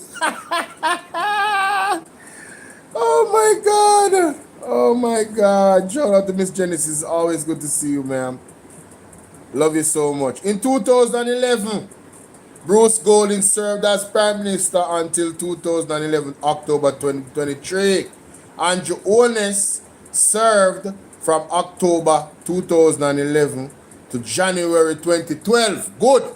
So Andrew Holness was given the baton because of the whole Tivoli Garden incursion. I just wanted us to establish for sure what took place. You can Google it yourself. I would encourage you to do so. Let's continue. So the country was on an economic meltdown, on the verge of an economic meltdown under the stewardship of Bruce Golding, Andrew Holness as a key leader of that party at the time, and others. Excuse me, the finance minister, everybody. They are all responsible for the country going on the verge of economic meltdown with no access to the international capital market. The IMF, none of them, nobody was lending us any money at any good rates. Jamaica once again turned to the IMF in 2013. Who was the Prime Minister in 2013? Mama P. Let's listen again. Let's read. Support. With its preceding weak track record of reform, significant budget financing from international and development partners was less forthcoming. Jamaica needed a second debt exchange and a primary surplus of 7.5% of GDP to help stabilize the economy and address long-standing structural challenges. Now, ladies and gentlemen, that 7.5% GDP surplus, primary surplus that was needed, you know what the People's National Party did? They consulted with the professionals, the economic professionals, the advisors, internationally and locally, and they were reluctant to dip into the National Housing Trust. And we have to put this into context. The Jamaica Labour Party is the reason why a responsible government led by Portia, the Right Honorable Portia Lucretia Simpson Miller, simply had to go to the housing trust money to actually reach the target of this 7.5% primary surplus of GDP.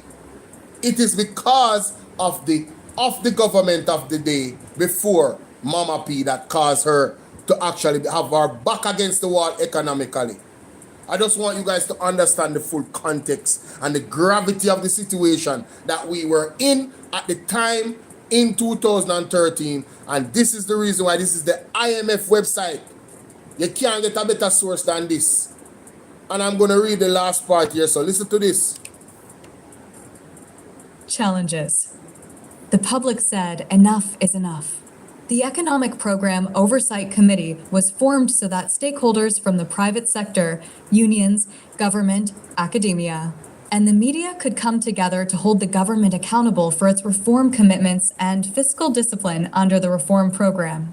With that, as described by Finance Minister Nigel Clark, what began as an IMF program became Jamaica's program with IMF support. So, ladies and gentlemen, an economic program oversight committee was formed, right? This is what they call EPAC. And this is what Andrew Holness tries to conflate EPAC with the NARA committee that he put. It's not the same. You hear what the committee was formed for. There were stakeholders from the private sector, unions, government, academia, the media. They came together to hold the government accountable for its reform committee commitments and fiscal discipline under the reform. There was a law that was established. It was in legislation.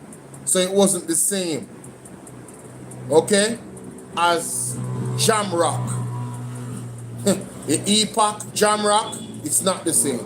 All right, so let's get to, since we established the source of the information and the validity of it, coming from the IMF website, the International Monetary Fund, right there in front of you. That's a case study. Let's go now to Mama P. This was when Miss Lagarde came to Jamaica. Listen to the IMF head on her visit to Jamaica 11 years ago, ladies and gentlemen. Exactly June 27, 2014. This is a progress report of what Mama P and her government and how they transformed Jamaica from the economic meltdown that it was on the verge of. Let's continue.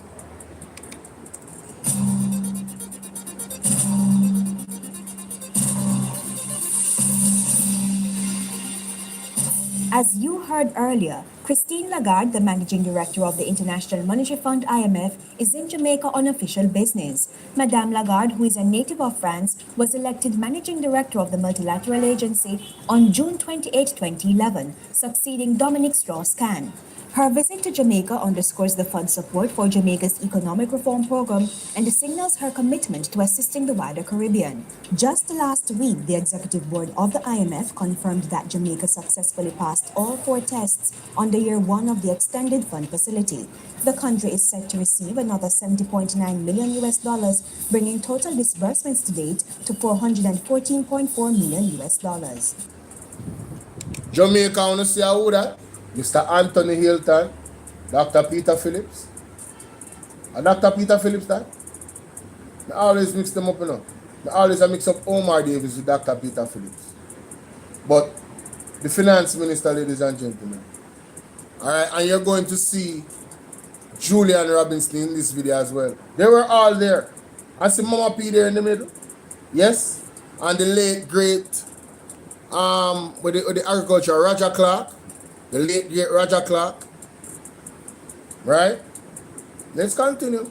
So and you hear they passed 4 tests and it opened up more money now. So it was a very tight schedule in terms of if you don't pass these, you know, you're not gonna get any money in a bridge. Understand, so with it under pressure in Jamaica. High pressure from the IMF. Let's continue. In the first year of program implementation, key reforms that had been pending for a long time were implemented. In particular, the tax incentive legislation approved by Parliament in December 2013 and the fiscal rule approved in March 2014. But there are other major reforms that are on the must-do list, including improving the collection of taxes so that there is no evasion and there is no evasion. Which entity is accused of tax evasion? Which entity, which individual in a government, that all government posts or individuals, is accused of tax evasion? When Mr. Julian Robinson came to Parliament and did his budget speech and gave the government directives, his directives were a system in place to actually collect, be more efficient in tax collection. What has the government done so far in their push to fix that system? I want you guys to remember the date, you know, when this was said, you know, 2014, it's 12 years ago. We're in 2026. What has the government done? Was the Jamaica Labour Party listening to the IMF when she said this? What have they done, Jamaica, to maximize tax collection? Not collect more taxes, you know, there's a difference. The taxes that is owed to the government, make sure that they get everything, or almost everything, as much as possible. What have they done? But let's continue. This collection. Modernizing the public sector and improving the business climate in order to pursue the attractiveness of Jamaica, which has caused foreign direct investment to significantly improve and increase over the last 12 months. Consistent implementation of these reforms will boost investor confidence and growth. We're making further. So, if the government of the day has not done those things that the IMF recommended 12 years ago, and those things are needed to boost investor confidence, what do you think is going to happen to Jamaica's economy? Why do you think Jamaica's economy is not growing under the Andrew Onus-led government? Any significant growth? Remember 5 in 4, a pipe dream that never happened? Let's continue. Improvements in the business environment, and implementing major projects in a timely way to serve as catalysts for growth and development. It is also the shared commitment of the government and the IMF that vital social safety net programs will be maintained to protect the most vulnerable, even as we press ahead with economic transformation. So Mama P was always a champion for the poor. So even in that tough time, she was very adamant in making sure that she looked out for the little man and not put as less pressure on them as possible, right? Madame Lagarde also responded to concerns about the slide in the value of the Jamaican dollar. Well, I think you have to look back to where we were a year ago, where growth was collapsing, employment was going up. Growth was collapsing, unemployment was going up. This is all because of the Jamaica Labour Party, you know. Andrea Burt, big up. This is all because of the Jamaica Labour Party. Where reserves were running out and where Jamaica was bleeding its reserves in order to... Reserves was running out and Jamaica was bleeding its reserves in order to keep the dollar at a level.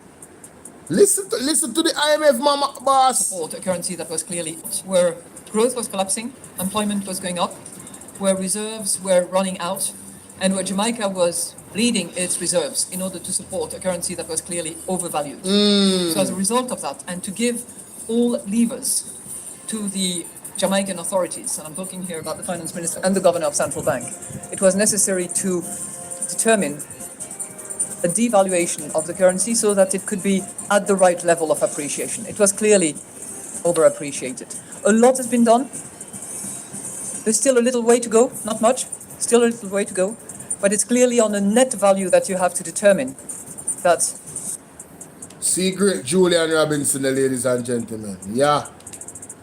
Devaluation. I don't like to use the word devaluation, and I prefer to use the word right valuation. Right valuation. Because it may well be down the road, as the program proceeds, as growth picks up, and as the reserves build up, that it will not be devaluation forever, and it might revaluate. Okay? So, right valuation has to do with determining the right currency level on the basis of production factors, on the basis of inflation differential, on the basis of competitiveness factors. Jamaica has the IMF full support. We stand ready to help in any way we can. But of course, it is up to the Jamaicans, with the public and private sector working in close harmony, to build a bright future. Jamaica thanks Madame Lagarde and her team for the policy advice, technical assistance, and financial support, which have provided valuable contribution, proved valuable in our continuing quest for economic prosperity. So, we are going to move to Mama P, because we are on a Mama P today, you know. Yeah, man. We are talking about things about Mama, because some people don't know this, you know. Some of the young people them out there, I never knew this before, so, and I'm not so young. And I never knew, so you can imagine the younger people them out there when I really read. When you come to the front of the class, man, somebody share this with a young person or two. You understand? I make them understand the history of our economics. So when Mama P was leaving in 2017, she had to come and set the record straight. So I laid the foundation. You guys see what happened and what Mama P had to deal with. And when you see the IMF head come visit, you know it's serious, right? And of course she gave credit to the administration at the time, because she said, you know, a lot has been done, but there's still a little bit more to do. And the question is, what has this present government that has been running for 2 terms, going into the 3rd term, what have they done to you know, they talk about fiscal discipline, but what have they done to make sure that we fiscally grow? Apparently not much, because we're not really growing in it. Let's continue. Mr. Speaker, I now turn to the 2017-18 budget, building on stable macroeconomic foundations. This budget, as presented by the government, undermines the principles of equity, fairness, and balance. It puts unnecessary pressure on the majority of the Jamaican people. This budget puts pressure on the small business operators, the unemployed, the taxi operators, the farmers, the pensioners, the students, the elderly, the sick. It puts pressure on the consumers. Mr. Speaker, it puts pressure on the Jamaican people. It did not have to be so. This could have been avoided. We could have had a budget without the government imposing almost $29 billion in taxation. It is the reckless political promises which were made without regard for the fiscal realities of the country that causes us to be at this point today.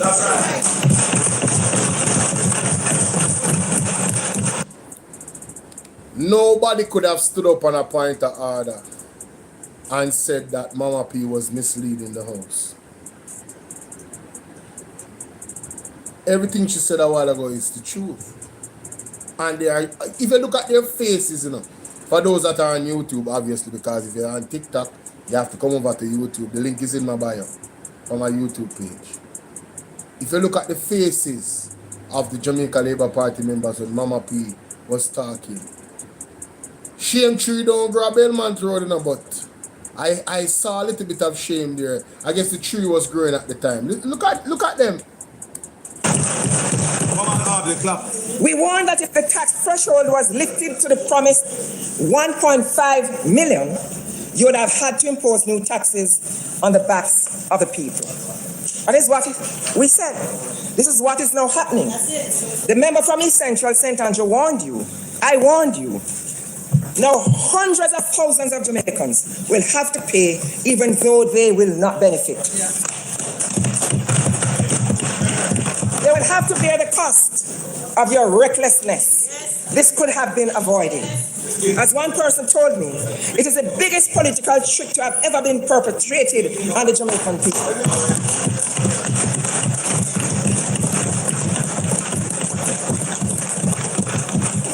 In fact, 15 minutes after the presentation by the Minister of Finance, someone tweeted, and I quote, chapter 1 of 1 Andrew verse 2. I don't know why they did it.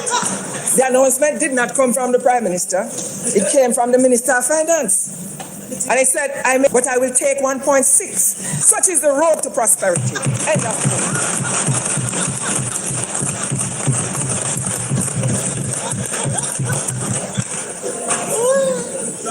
That was hardly straight. No.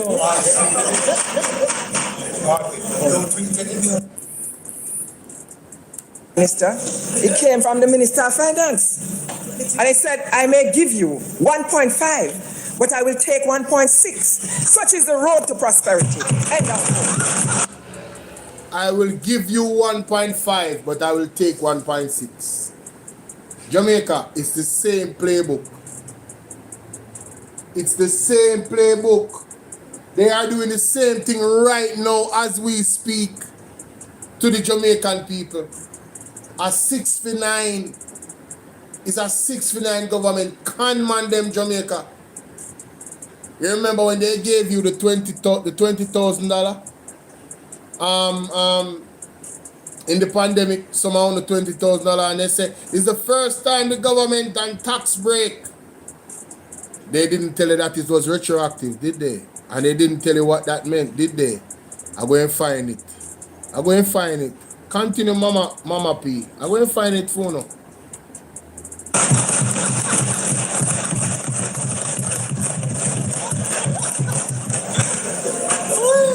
Yeah, man, I could get 50,000 likes, guys. Let's go.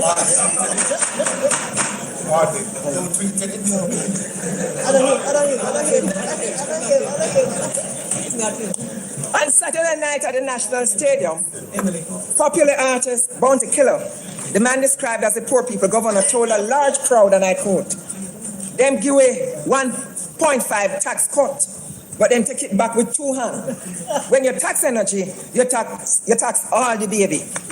Yes, because them mother happy boil the tea. You know wicked. End of quote.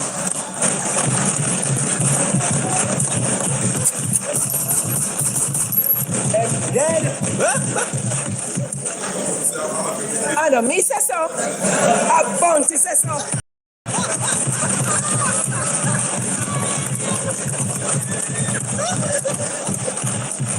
That's funny.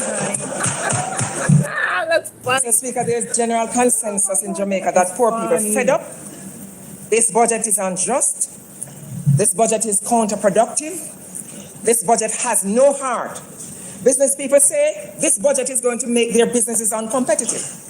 Trade unions say the measures are nearly criminal. The government must listen to the people. The government must roll back taxes.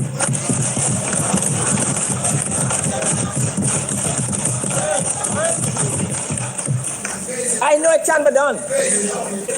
In 2012, Mr. Speaker, in 2012, we rolled back the tax on electricity, which was imposed on residential users by the JLP administration. Jamaica, I am so happy that I am playing this video because I have that article that you just mentioned a while ago. You know? Yeah, I have it. Yeah, I have it. When my administration had to impose tax on electricity in 2015, we applied it only to residential consumption of electricity above 350 kilowatt hours per month. With this approach, only 6% of JPS customers were affected. We spared. Oh my God. Mama P, what you say a while ago? Only 6% of the Jamaican customers was affected by that? No man. Jamaica, me have to pause. No, we have to give Mama P our respect. Me have to find the exact document because I have it in my files them. That same document that she talk about, me have to find it. You remember good. I'm want to big up Mr. Wayne Lonesome because I'm the first person me see put up that document there on him page. I don't know if anybody else put it up and remind people, but Mr. Wayne Lonesome, the encyclopedia, surely did so. You understand what I deal with? So big up Mr. Wayne Lonesome for that. Let me see if I can find it here so. Through them pictures here. This is some IC document and so. Oh, he's the Prime Minister. No, I don't want to see that. I don't want to see that.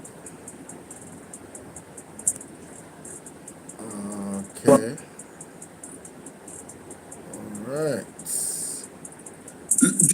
Alright. I guess I have to search for it directly because it's supposed to be in one of them files there, you know. Yeah, man, Mama P, me not even know that the detail there. Only 6% of the people was affected. While Mama P are really poor, you know, she really look out for poor people there, man. I hate this government remove tax. See that Jamaica? Government remove GCT on residential light bill June 5th, 2012.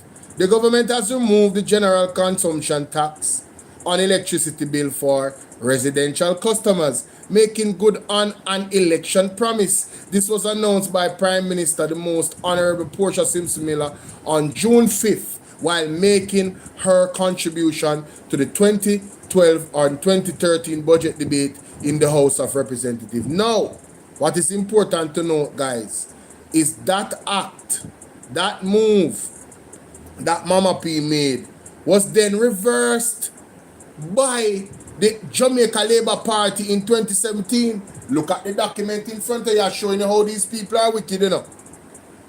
President and CEO of Jamaica Public Service, JPS, Kelly Tomlin, says most of our customers will likely to see an increase in their electricity bill. This as the government yesterday announced. Let me go back. The change was announced yesterday by Finance Minister Audley Shaw during his budget presentation. A 16.5% general consumption tax, GCT, will be added to the bill of all JPS customers who use more than 150 kilowatt hour monthly. Oh, sorry, you guys can't see it over here. It's up on Bolo in our clips. See it there. Right? Minister Shaw says that the move will not affect 61% of residential customers. However, Ms. Tomlin says average electricity usage is going up and currently above that threshold. Ladies and gentlemen, if you want to know why your light bills are high right now, blame the government because of what they did in 2017 when they added this 16.5% of general consumption tax, which Mama P removed in 2012. Who is really for the poor? Who is really caring for the people? These are facts. These are not what Bolo is saying. This is on document and it's there as proof and evidence. Anita Brown, big up. So when you hear Mama P say what she said a while ago, we have the proof, Jamaica. She not talk out her side her mouth. Make we listen Mama P again. Only the residential consumption of electricity above rolled back the tax on electricity, which was imposed on residential users. In 2012, Mr. Speaker, in 2012, we rolled back the tax on electricity, which was imposed on residential users by the JLP administration. And as soon as Mama P, see him there? There he is, ladies and gentlemen. And as soon as the JLP go in a power, them put back the tax upon the people. You know how wicked a government than this? And then them come talk about no new taxes. Them they need to do the new tax when them take 16.5% general consumption tax per light bill alone. You don't know how much money government a collect off of JPS with the GCT. You don't know how much money them a collect. All Ralston Hyman talk about it.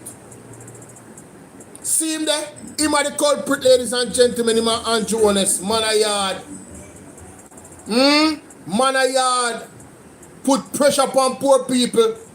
In the article, him claiming at the article, say, I'm going to show the article again. Him claiming at the article, say, it will not affect 61% of the Jamaican people. But the person that is the professional, that is the expert, Ms. Tomlin, says, average electricity usage is going up and is currently above threshold. So even if the Andrew Honest-led government didn't make a mistake, why have they not changed it since then? It is still there, ladies and gentlemen. Them not change nothing. And if them change something, you come correct me. I don't know about no change. You hear what I said? I don't know about no change in the general consumption tax. That's why our light bill still high right now. Blame Andrew and Manayard. Andrew was the Prime Minister and he was the Finance Minister. Them cause it. Wicked them wicked. Let's continue. Administration had to impose tax on electricity in 2015. We applied it only to residential consumption of electricity above 350 kilowatt hours per month. Jamaica, want to hear that? The threshold that Mama P used in 2015 was above 350 kilowatt per hour.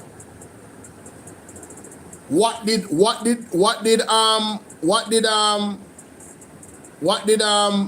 the government do? They put it to 150 kilowatt per hour monthly in 2017. That them do and drop on the GCT for the people and spread, and then tell us that 61% of the people would not be affected, when more than 61 was affected. Oh, so the majority of Jamaica, the little man suffered because of the Jamaica Labour Party with high light bill. Let's continue, and still suffering. With this approach, only 6% of JPS customers were affected. We spared the... So Jamaica, Mama P approach, only a small percentage of Jamaica was affected. 66%. 94% of Jamaican people were not affected. You know who I use 350 kilowatt per hour? The big boys. The big boys them. and them was getting, and them did have to pay some more money on them light bill. Not poor people. So who is really for the people? Big up Mama P again. Big up Mama P again. You know what people can't pay their light bill now because of Andrew Wallace Bernard? Huh? Good evening, Janet. How you doing, Janet Murray? Big up yourself. Overwhelming majority of persons. That is the difference between that side and this side. That's right.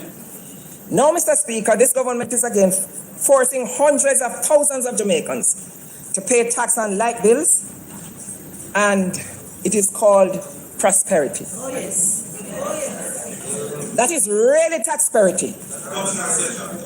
In fact, what the government is doing is giving JPS customers a double whammy. Yes. First, by increasing the tax on heavy fuel oil, yes, which the JPS has said they will have to pass this fuel tax on to consumers. In addition to the increase, they have put 16.5% GCT on light bills. The people will have to pay twice. What a wicked act. Jamaica, only hear that? And the wicked act is continuing up to this day. They have not changed. They have not changed, Jamaica.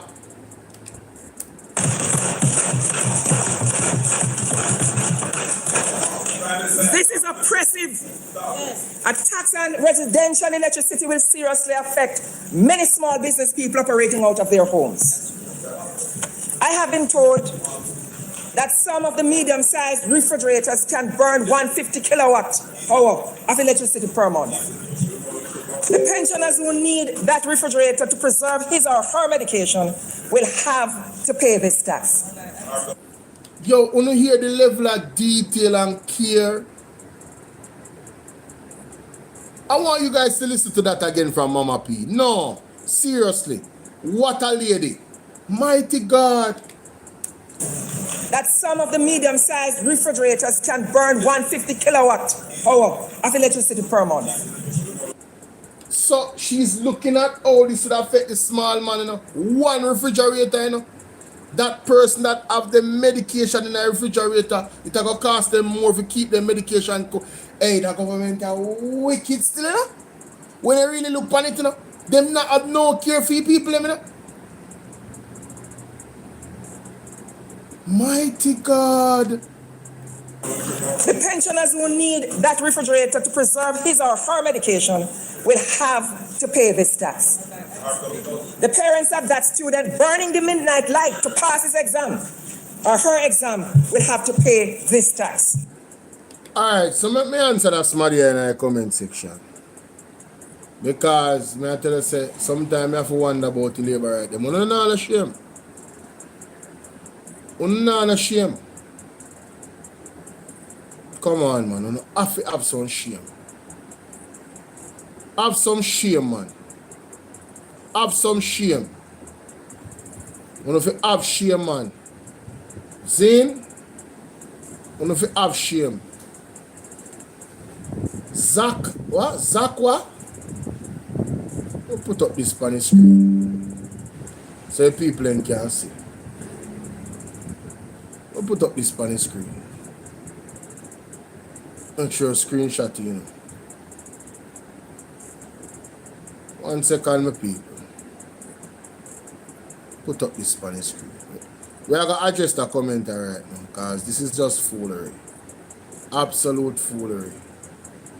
Alright, so this person say what? Where is the opposition in all of this? Padlock is on their mouth. Why are they not talking out when they have so much to talk about? This is a very disappointing but unsurprising comment from a Labour right. Where have you been? Have you been living in under a rock? What do you mean, where is the opposition? You know, facts and evidence and proof are the best thing, you know. So let me go to the evidence. Let me show you where the opposition is. Team PMP, YouTube. Team PMP. And the PMP has spoken about this electricity thing many, many times. They talked about the, what you call it, the edge tax, where the government is not funding the actual insurance for the edge tax, right? Them say, where is the PMP, right? So this is a press conference on the PMP 8 days ago. This is another one 2 weeks ago. They have been in the parliament working all of those other videos. They did a press conference 1 month ago, right, on key issues. You have Nikisha Burchell. You have Miss Peter Gay Ferguson dealing with Unfiltered. Nikisha Burchell with her program. The PMP has been very active, ladies and gentlemen, on a more day-to-day basis in terms of advocating on behalf of the people. You can go to Facebook and go to Team PMP, the People's National Party, rather. Right? Oh, big up Zulika Jess. I soon look on that video there. So the PMP, oh, there's a new Unfiltered 8 hours ago. I definitely have to check that out. Big up my sister, Peter Gay Ferguson, the word is love. Right? So 8 hours ago, she put out a video. Mark Golan is advocating on behalf of the FLA report to be tabled. What is this person talking about? In the comment section, Zakana, what do you talk about? On all fronts, the People's National Party as an opposition is standing on behalf of the people. On all fronts, right? The public deserves to know what is in the report. See, what is this? Mark Golan on the media talking about the FLA report to be tabled. Pressing. Where is look at this. Fitz Jackson talking about on PDTV. You guys definitely need to watch that interview if you haven't already. Right? Peter Gay Ferguson on PDTV. Who was this? Mr. What name? Peter Bunting on CVM TV. Talking about the FLA report. Where have you been? Miss Duncan came on Midday Connection on PDTV talking about the situation with Lataya Buju Bolgin. Where have you been? The FLA report again. Queen of the South pressing for this report to be tabled. Where have you been? Don't open your mouth and talk foolishness in my comment section, man. About the opposition. Anytime when I talk about the opposition, make sure you not talk the truth. Okay? That is it. Make sure you not talk the truth when you talk about the opposition. Because the evidence is quite clear. I'm out of order. Let's continue, ladies and gentlemen. Mama P. Where's she there? Yes. Kilowatt hour of electricity per month. The pensioners who need that refrigerator to preserve his or her medication will have to pay this tax. The parents of that student burning the midnight light to pass his exam or her exam will have to pay this tax. The teacher who mark the homework late at night will have to pay this tax. The suck vendor trying to feed his or her family will have to pay this tax. And then, isn't this the PMP advocated on behalf of the people from 2017? And then you people voted back in the government we are suffering. And you want the opposition to help you. You to help the damn self and go to the polls and vote out the people when election come. And from 2017, they must suffer, you know. And when I talk about the People's National Party, come to think of it. You know, so this is not a real kunumono do. A real back of the class, you know. Now you tell me, what kind of comment this you put in my comment section? When you see at the PMP, a mama P there on the screen, you know, and I say, yo, brethren, on need for the better. On suffer the people them. And she advocate on behalf of the people them. So how can you say that the PMP not doing anything? Why are they not talking out when they have so much to talk about? What kind of nonsense is that? Those dunce. Sure. The hairdresser will have to pay this tax. Mr. Speaker, as a member of Parliament for an inner city constituency, the Prime Minister should know that many of our people, and he would have a number like me, of our people survive by doing a little business from their homes. This tax package has given a direct aim. Look pa ugly blouse and skirt, big nose, Andrew. Look pan him. A smirk and him the business, him the care and look pan him. Like him I said, "Cho man, just don't talk, man, because we not gonna listen to what you say. We are gonna do our own thing. We not stop tax the hell out of them. And them are gonna vote for we again. When we suffer them blurt now. Look pan him face. And that him I say pan him face now. God. By doing a little business from their homes. This tax package has given a direct aim at the poor. When you increase taxes on gas, diesel, and cooking gas, the working class and the poor will suffer the most. Thank you, Mr. Speaker. My administration made every effort to protect the most vulnerable, even though we were faced with an economy about to collapse, no support from multilateral partners, high and unsustainable levels of national debt, mounting joblessness, and skyrocketing inflation, which is the worst tax on the poor people.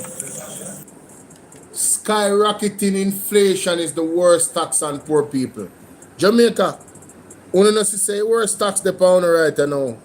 There's a skyrocketing inflation taking place, you know, with what is going on, you know, globally, you know, and the bag of importing and lack of productivity by the agricultural sector. Again, the government has failed the people. The government has failed the people. My heart calm, man. My heart calm. I'm good. My biggest concern is what effect this recklessness will have on the long-term health of the economy. After all, why Mama P, then say without vision you are going to perish. And I tell you, say, you had the vision because the long-term effect on the economy I show it ugly head right now. And enough people don't realize Hurricane Melissa, you know, totally shake way up and show with that. Listen. Yes, Miss Genesis, he has zero care. Him no business, you can't see it on him face. Me as somebody will read body language, you know, and facial expression, you know. You understand? You can't fool me and trick me and say you business about me. Right? You can't trick me that you actually care when you don't care. I can see it all over your face. I can see it from your action and your body language. The non-verbal cues is what you have to pay attention to. You get me? And if you really look into this government when they're operating in the space in the parliament, urging them not care, them no business. Them no business about the people. It's nothing. I want you guys to go back to the first sitting. The first sitting after Hurricane Melissa in the parliament. Just go back and look. And look at how these people were just, you know, behaving in the parliament while serious issues were being discussed. Oh, not me? Okay. The sacrifices that the Jamaican people have made to achieve economic stability, the country cannot stand by and let this government squander their hard-won gains.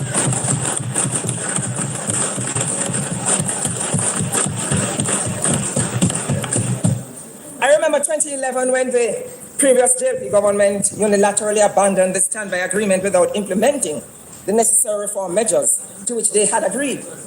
Mr. Speaker, the consequences were devastating. Do you remember that our economy was closed off from access to the international financial markets and from multilateral and bilateral funding sources? Do you remember that we lacked the IMF seal of approval, which is a precondition for such financing? Do you remember that no one would lend Jamaica money at affordable rates and that our foreign reserves were dwindling? Do you remember that investor confidence had dried up? Do you remember the trust deficit? Jamaica was on the edge of a precipice. Jamaica was hanging by a thread. Many pundits had written us off. Mr. Speaker, Many Jamaicans would not have known the extent to which we worked as a government to restore Jamaica's standing with the IMF and other international partners.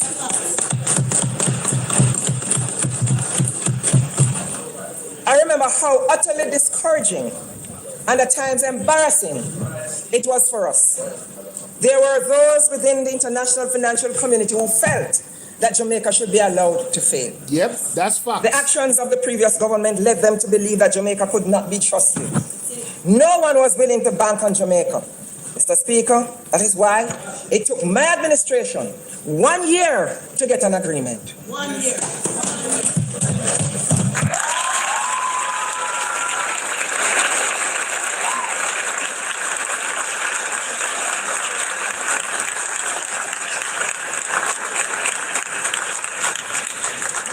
Me say, you better put some respect for Mama P name. All on the lab brat out there right now. If I never for Mama P and the People's National Party, dog name on the supper. Jamaica, you know say you have labor rights that choose Jamaica but run from Jamaica after them choose Jamaica. You didn't know that? And go and live overseas. You didn't know that? And they claim that the government, it's prosperity and all of this. But they run from Jamaica. I got a video, I was like, wow. I don't know if I ever played it. No, I don't think I ever played it. I might just have to. Let's continue. Once we had an agreement, many said we would not stay the course. I was described as too populist. Well, any politician that don't have some popularity dead. Dead.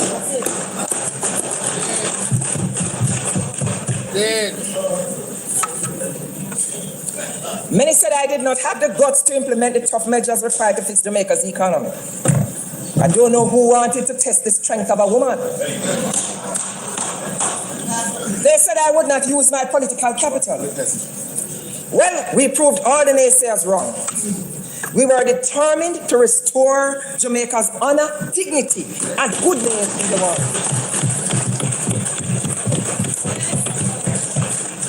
And Mr. Speaker, we did all of this in the interest of the Jamaican people. This talk of economic growth and job creation is nothing new. Our record speaks for itself. The big three agencies that rate the economies of the world, Standard & Poor's, Fitch and Moody's, all agreed that we were meeting or surpassing our macroeconomic targets. These things are on record, ladies and gentlemen. And you notice how Mama P touched our Minister of Finance a while ago after she said that. Hey, Mama P, may I tell her, she was something else. She was something else. I'm not saying nobody's perfect. I'm not saying she never did anything wrong in the eyes of the Lord. I could never say that. But there are some very good things about this lady. And in terms of politically and what she had done for the country, her good would far outweigh any bad that she ever did, as far as I'm seeing. Because she only had 4 years at the wicket. Only 4 years.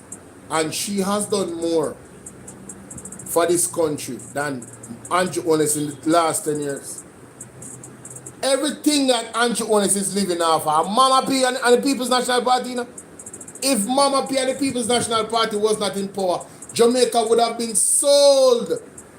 Jamaica economy would have died already under the Jamaica Labour Party. If the Jamaica Labour Party had the country when Mama P had the country, Jamaica, the whole country would have been sold already. Your children would have been sold already. How would they sell your children? Well, repaying debt.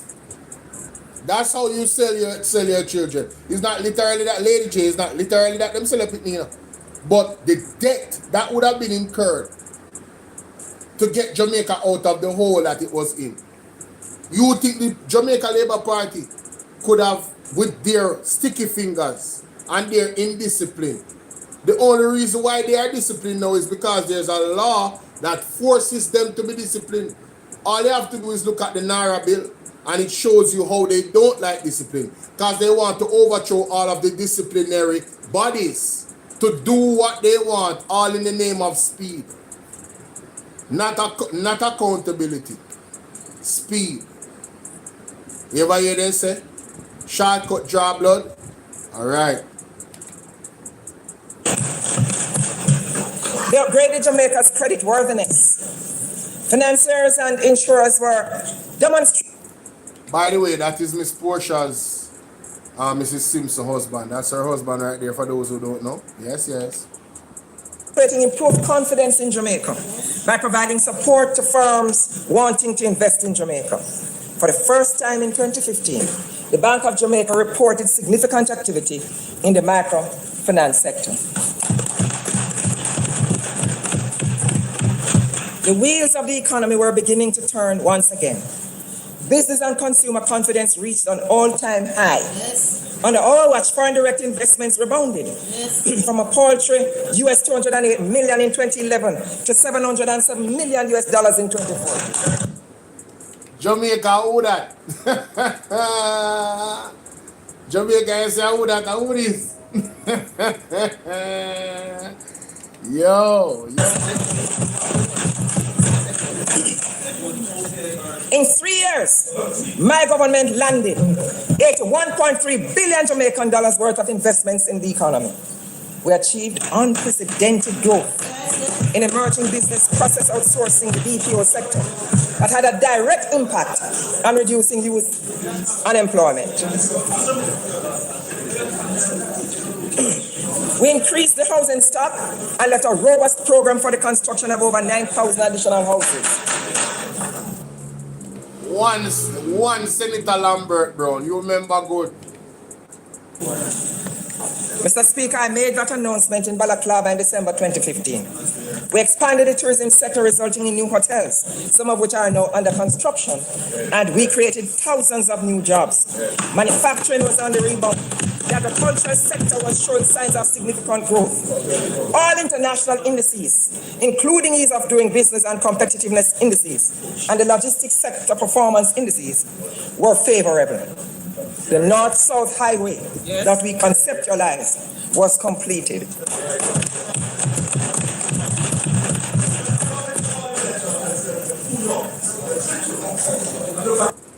So Jamaica, Mama P did all of that while the country was on the verge of economic meltdown. I want you guys to really let that sink in. Mama P, how you doing, Alicia? Mama P and the People's National Party increase, housing, people getting housing and all of that. Affordable housing. Built highways. You understand? Improved the logistics systems. Improved agriculture. Right? Improved the economy. Right? While when she went into power, they were on the verge of economic. And also put a economic reform in place that seen it benefiting us as a Jamaican people right now. The fiscal prudence and fiscal discipline is in the fiscal papers that the People's National Party put together with the help of the IMF and others. Right? No, the People's National. And then when I see people come in the comment section and say, boy, the PNP couldn't do no better if I them be in a power now. I question your intelligence. I really do. I question those persons' level of dunceness, as a matter of fact. Because it's not even intelligence, you're just dunce. Curious, big up. Because you could not be looking at the political history and telling me that the People's National Party has not shown us that under high stress environments, they can still grow the economy and get us out of a hole. They have done it several times. So what is this idiot argument where they're making in run them well, man? It is not just a road. It is not just a road, but it's part of a critical infrastructure for economic development and productive gains. We passed all IMF quarterly tests. 11 in all. 11 IMF quarterly tests was passed, ladies and gentlemen. All of them. While the Jamaica Labour Party could not pass one. They didn't even attempt the test. Them flunk it. Them never show up. That's why we were in economic, on the verge of economic meltdown. So who is really fiscally disciplined? Huh? Mama P left the economy in such a great state that Andrew Ones said, wow. Andrew Ones, my man from Leachin and the one from Nigel Clark and the next one from Sandals said, listen, a 5 in 4, no? Yeah, man, 5% growth in 4 years, man. Never happened. Pipe dream. Pipe dream. To the point where now you have Leachin coming out pretty much bashing the government and bashing the economy based off his commentary. The man, they mash up the country, man. Mash up the country.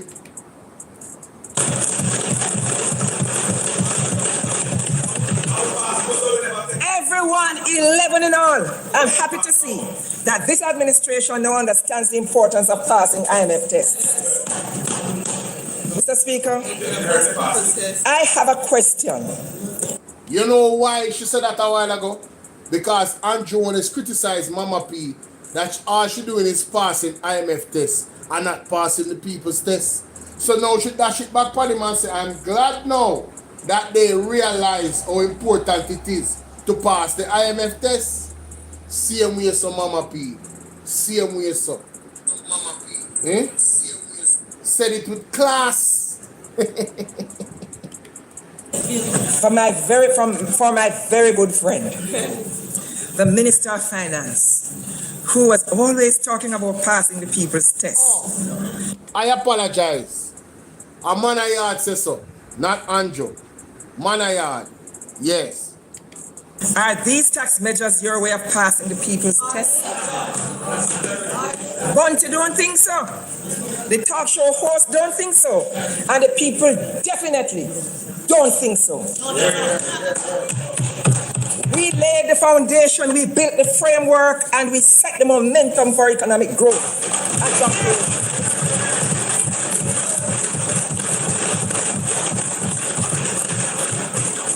I call on the people of Jamaica, I call on all members of this honorable house to be vigilant.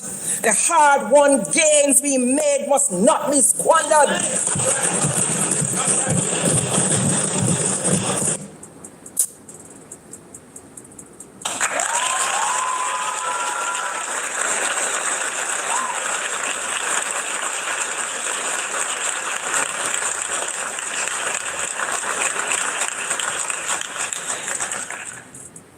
My side, you know, some I never realize when the name see me.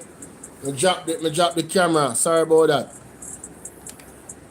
My side, sorry about that. I never realize when the name see me, you know. So, only see how Mama P deal with the thing. Mama P make them know what time it is, ladies and gentlemen. Yeah, man. And everything what she say are facts. She not tell no lie. Nobody couldn't debunk nothing what she say in that speech there. That was 100%. And we have to give the lady and her administration credit. We have to give the finance minister credit. And here, Ralston Hyman. Ralston Hyman was one of the biggest critics of the finance minister of the People's National Party. And when you hear him say, Virgin, the man is the man. The man is the man. And the man do the job. Anyway, we want to remind Andrew Ones of something, you know. Yeah, man, we want to remind Andrew of something. Zane. Something very important outside of what we just talked about a while ago, which is definitely a reminder for some people, and also it is a learning point for some, because you know they just didn't know. Oh, I said that I wanted to show you guys something in terms of what you call what's that terminology again? Something about taxes. The $20,000. The $20,000 with them give people them in a pandemic. Yeah, them trick them, you know. Them trick them. Them not really don't feed people them in Jamaica. I'm so glad I remembered. I need to find it.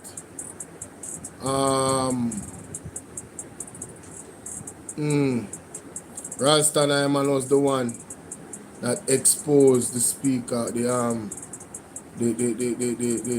Jamaica Labour Party government for misleading and the people through omission, you know, just to make themselves look good. You know what I mean? I'm going to find it still. Don't worry about yourself. I guess it's further down because, yeah, it has to be further down. Ralston Iman and what's your name? Fearbad Williams. Fearbad Williams. Oh, is it this one? They have not done. Equations are complex. Where is it? A whole heap of video. Hey, people, if you go check out my TikTok video, them, you know. I'm not talk foolishness for my TikTok, you know. One day, if you just go and scroll, man, and listen, and learn something, man, I tell you, no look a joke. When I learn some things, man. A lot of the times, me get to clip up certain things were important and put it on TikTok. Trust me when me tell you. Is important. Some of the time, me just load them. Me not tell a lie. Me just load them.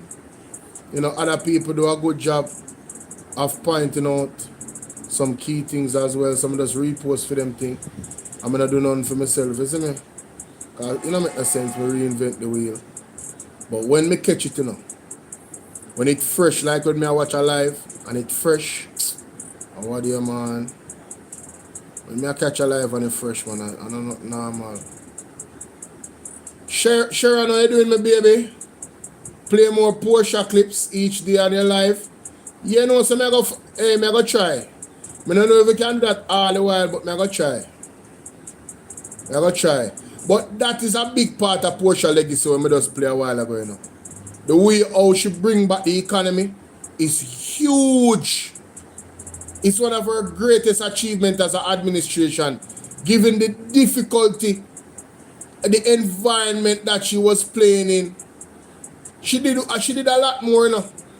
And even while she was doing that, if you listen to what she said, all of the other things that she mentioned, man, I'm telling you, the lady and her team, they were phenomenal. If they were the one running the country right now, given the battle readiness that they had, going through all of that, I'm telling you. Let me see if it's this video. Hold on. Breaking news, ladies and gentlemen. Breaking news from Ralston Hyman. Listen to this. Ladies and gentlemen, you know, say dial fast run out. Hear them something here. Today. Dr. Alfred Dawes asked Favour Williams.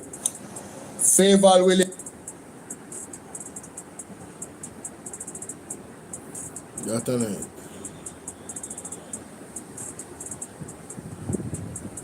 Oh, that's not it.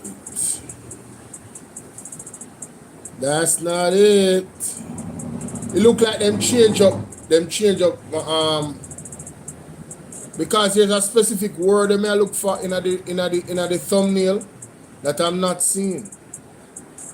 It's like them change up the thumbnail on me that I set for my live, and that's not cool. For my video, the thumbnail is very important because it speaks to what actually happened. It speaks to what actually took place. Consecutive negative decline. I don't think it's this enough. The government has implemented our video.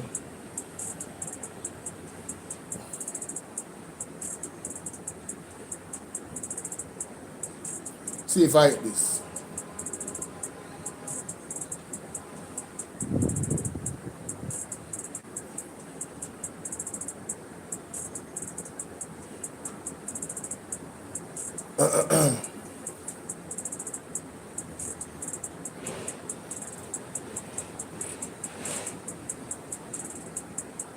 Alright, a different something that.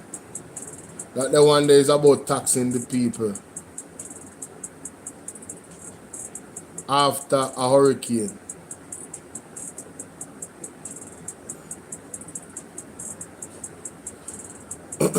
See if I that one here.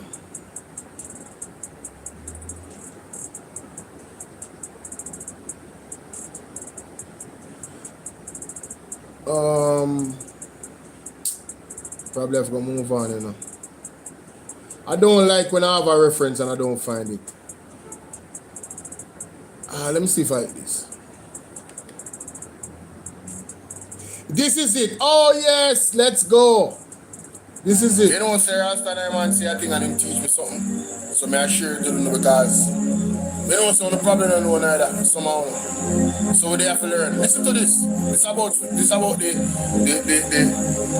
the speech from that was a speech. It wasn't a budget debate. The speech from Favor Williams. Gigantic waste of time, but the studies. You hear a rally? Yeah, revenue neutral means that you collect back the taxes. At first, you said it wouldn't be revenue neutral. It would cost us nothing. Yeah. So for the people of Jamaica, revenue neutral means that you collect back the money where you give it. Absolutely. So, when she in a parliament that talk about no taxes and revenue neutral, so fearful, when you take back the money, how you do it?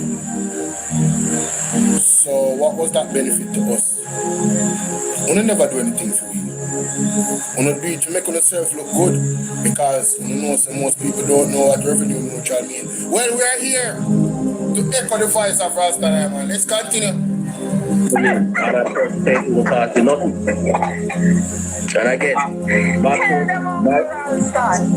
by way of history, in 2012, all those tax packages that we had between 2013 and 2016 was due to the JP government mismanagement of the economy, running up the debt to GDP ratio to 150%, causing us to be locked out of the international capital markets. And as a result of that, the government had imposed those taxes. So, ladies and gentlemen, revenue neutral. Revenue neutral means that they took back the money in taxes. So that the $20,000 when them give a portion of people and they say, oh, they gave you tax back. And we pay for that. And the government didn't give it away. We had to pay them back. So it came back out of our taxes. That's what, go look up what revenue neutral means. So they deceived the people, act as if they gave them something, but they took it back. Real con artists them Jamaica, but we are go to the word you know. We are go to the word now, the prophetic word. You understand? For sure, Andrew say, all of these deception we are come out the road with. Brother, your time short, brother. Your time short, and that's what does say the Lord. You know what you have done to the people of Jamaica. So you can continue to come and deceive them into thinking that you have done right by the people when anyone thinking Jamaican can say you have done wrong. Listen to the man of God. Listen to the warnings that Andrew gave. This was last year, November 6. Apostle Jeffrey shot the word. An open call to the Prime Minister.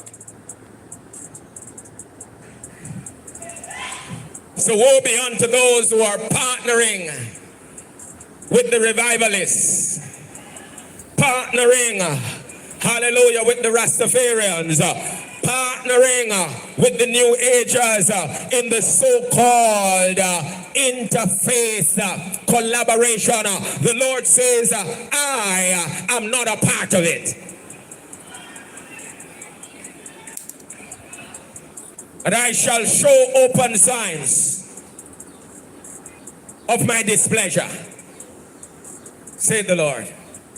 Again, count 40 days from October 28th, when Melissa made landfall, the Lord says, watch my hand, watch my finger as I move across this nation. And so this again is an open call to the Prime Minister of Jamaica. Remember, the prophetic word is that your victory shall be a Pyrrhic victory. And if you think you see turmoil and hardship and difficulties, you ain't seen anything yet, said the Lord. For the longer you take to comply with my instructions, the more difficult it will be for you to govern the nation. The Lord says, I will make your brief tenure, hallelujah, that's very interesting. I will make your brief tenure tenuous, said the Lord. Tenuous and painful, said the Lord. You still have the chance to listen to my voice. The Lord says, I have exposed you to my servants of the Lord over the years. You know the authentic vessels of God. Align yourself with them so that I, the Lord God, can extend grace, mercy, and favor to you, so that you will be able to navigate or lead this nation through this moment of unprecedented crisis. The Lord says, worse is up ahead if Jamaica does not turn. Worse is up ahead if Jamaica does not turn. Let me say it one more time. Worse is up ahead if Jamaica does not turn.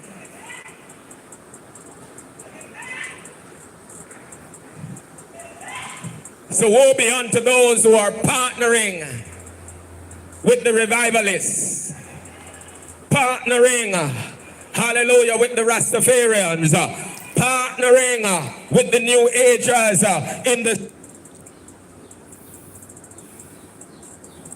Next. Who will suffer, and when we say people, meaning categories, will be the oligarchs. The frightening things about what is up ahead is that the Lord says, among the peoples who will suffer, and when we say people, meaning categories, will be the oligarchs. Those so-called wealthy people. He will be targeting them with precision. He's going to mash them down. They're going to suffer big time. So with all of that which is in the pipeline, plus a number of different aspects of the judgment that is a screw is being tightened, right? It's being driven in, so to speak. So we're getting closer and closer and closer. And this is also the year of the screw. Many people don't know that, right? The year of the nail. Vav means nail. It means screw. It means hook. Everybody tell you it means so much. So when you hear us using these terminologies, we are not picking things up and just talking for the sake of talking. The screw is being driven in. We also, on top of that, have to brace ourselves for external intervention. I'm saying it that way because we obviously don't necessarily want to cause any wide-scale panic or any panic whatsoever. But prophetically, we are seeing external intervention, and it will come in different ways. I could say more, but I'm not. So these are things that we are praying through. Remember, not everything that is revealed we can share on air, but also external intervention.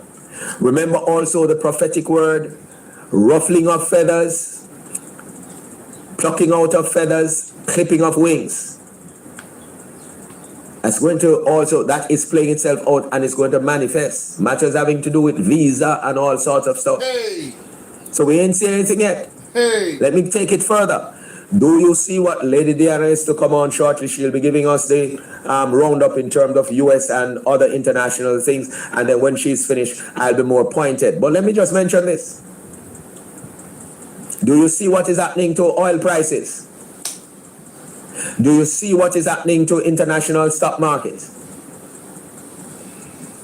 So all those who have been talking about, with this, the economy is this and what, and we have been saying to persons, this island, not just the island of Jamaica, the world is under judgment, yes, but we are focusing particularly on Jamaica because the fact of the matter is, Jamaica should have been one of the most prosperous of places on earth if leaders, those who have been given the responsibility to have been leading the nation, if we were leading in righteousness, Jamaica by this point, our 60-odd birthday, right?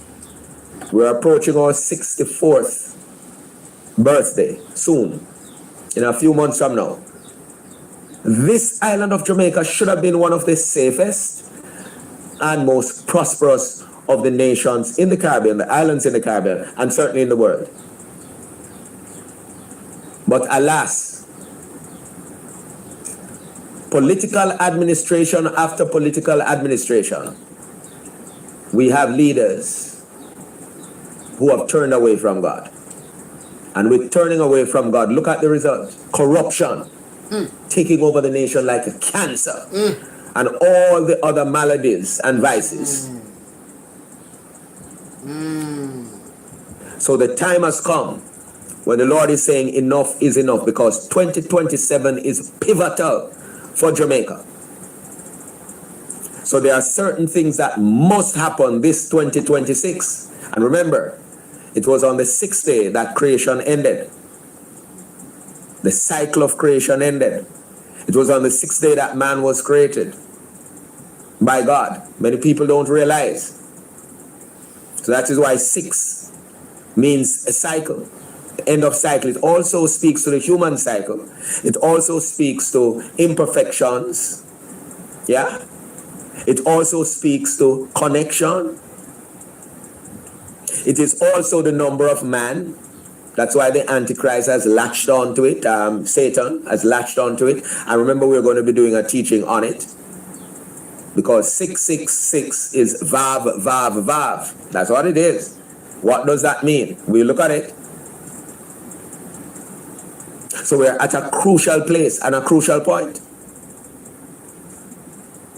So if we think things are going to be pretty, the only way things will settle and be better as we go deeper into the year is if the nation repents. But if we don't repent, it's going to become increasingly worse. The screws are being tightened, friends, but the remnant does not have to worry. Remember, we continue the 40 days fast. We are now at day 20, the 4th week. Remember, the cycle is now 6 a.m. to 6 p.m. And this goes right through to Sunday. This video was the March 9th, just for reference. The screws are being tightened. Leaders speaking up about the 3 days. We're seeing an increase in that, and we're happy, because initially it was the impression that, it is Shuttleworth's idea. Poor me. Huh? Me? My idea? Not my idea. So more and more as I'm seeing others, men and women of God, waking up to the reality and also daring to listen. They are now coming forward and said, it's 3 days. Yes, it is. And the Lord had made that clear some years now. And we will continue to say it, because that's what the Lord requires. Not some little prayer breakfast here and prayer breakfast there, or person saying, we're going to be wearing black and we march. No, that's not what is required. What is required is that the nation of Jamaica must be locked down for 3 days. That is what is required. And then, as a nation, we will move the heart and the hand of God to extend mercy and to shift things and reset things in this island of Jamaica. Failing that, we will continue to see conditions deteriorating in Jamaica through different types of adversities, including cataclysmic ones And also, what is now looming is external intervention into the affairs of this nation, which will lead to forced resignation of political leaders, stepping down, yes, and also some of them being arrested publicly. That is looming, and I'm speaking prophetically as the Lord. Jamaica on the year, some of them leaders, these political leaders, MPs and them, some of them are going to get locked up publicly, put handcuffs on and put in a jail. Some of them have got forced to resign. External intervention up ahead, ladies and gentlemen. Let me play it for you again. This was March 5th of this year. Prophetically. What is showing, which would turn into the affairs of this nation, which will lead to forced resignation of political leaders, stepping down, yes, and also some of them being arrested publicly. That is looming, and I'm speaking prophetically as the Lord is showing, which would also tie into the prophecy of ruffling of feathers, plucking out of feathers, and clipping of wings. Yes. So if we don't repent, these are a number of things that are in the offing, and we will just see them unveiling or unfolding right before our very eyes. And we thank God we are seeing more and more church leaders.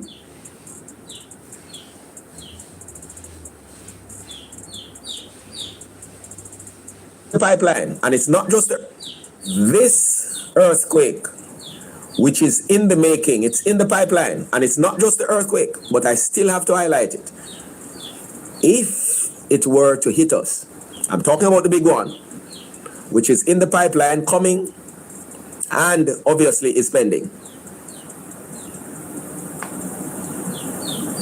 It will destroy many and plunge many into grief, despair, disillusionment, etc., etc. And no amount of aid from abroad will be able to help us to recover anytime soon, because even this Melissa situation, it has left an indelible mark on many. I'm using this opportunity once again to say this recent earthquake, and it's a swarm, is indicative of what is to come. There are more swarms to come, and they are going to become more and more intense. Each time there's an earthquake, remember, it's not just a physical shaking, it is also a spiritual shaking. It speaks to shifting, shaking, shifting, and sifting. We are going to see changes that will take place in all 7 pillars. Real leadership, it's a part of God's realignment. He is realigning the nations. Those who are on the Lord's side will draw closer to him, meaning those who are sheep nations. Those who are goat nations will move further away from him.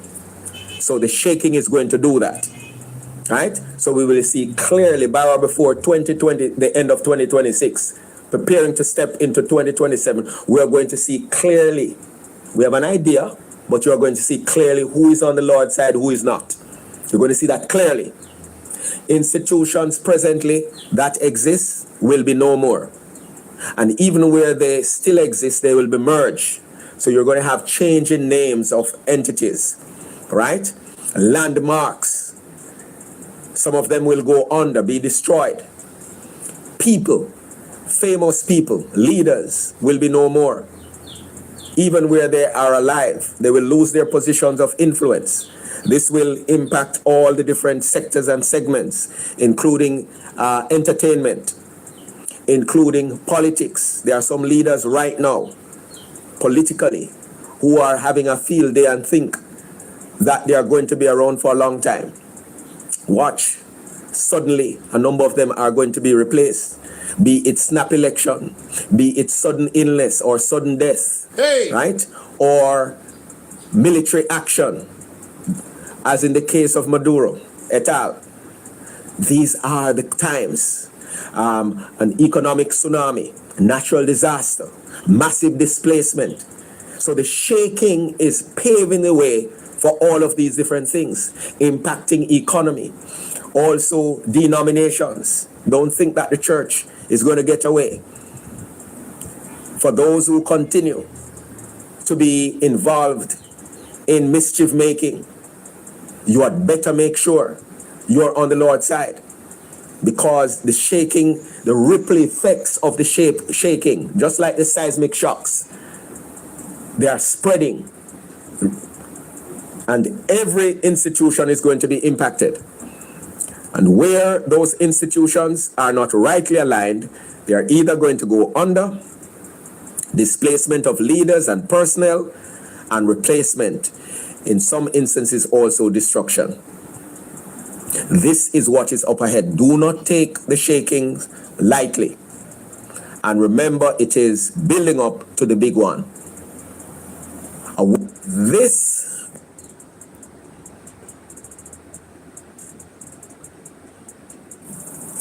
and so I'm speaking to members of the security forces. We're about to step into that realm, and it's going to happen suddenly. We are not far from it. It can happen any moment now. And when it happens, no one will be safe. You hear what I just said? I'm not giving security advice.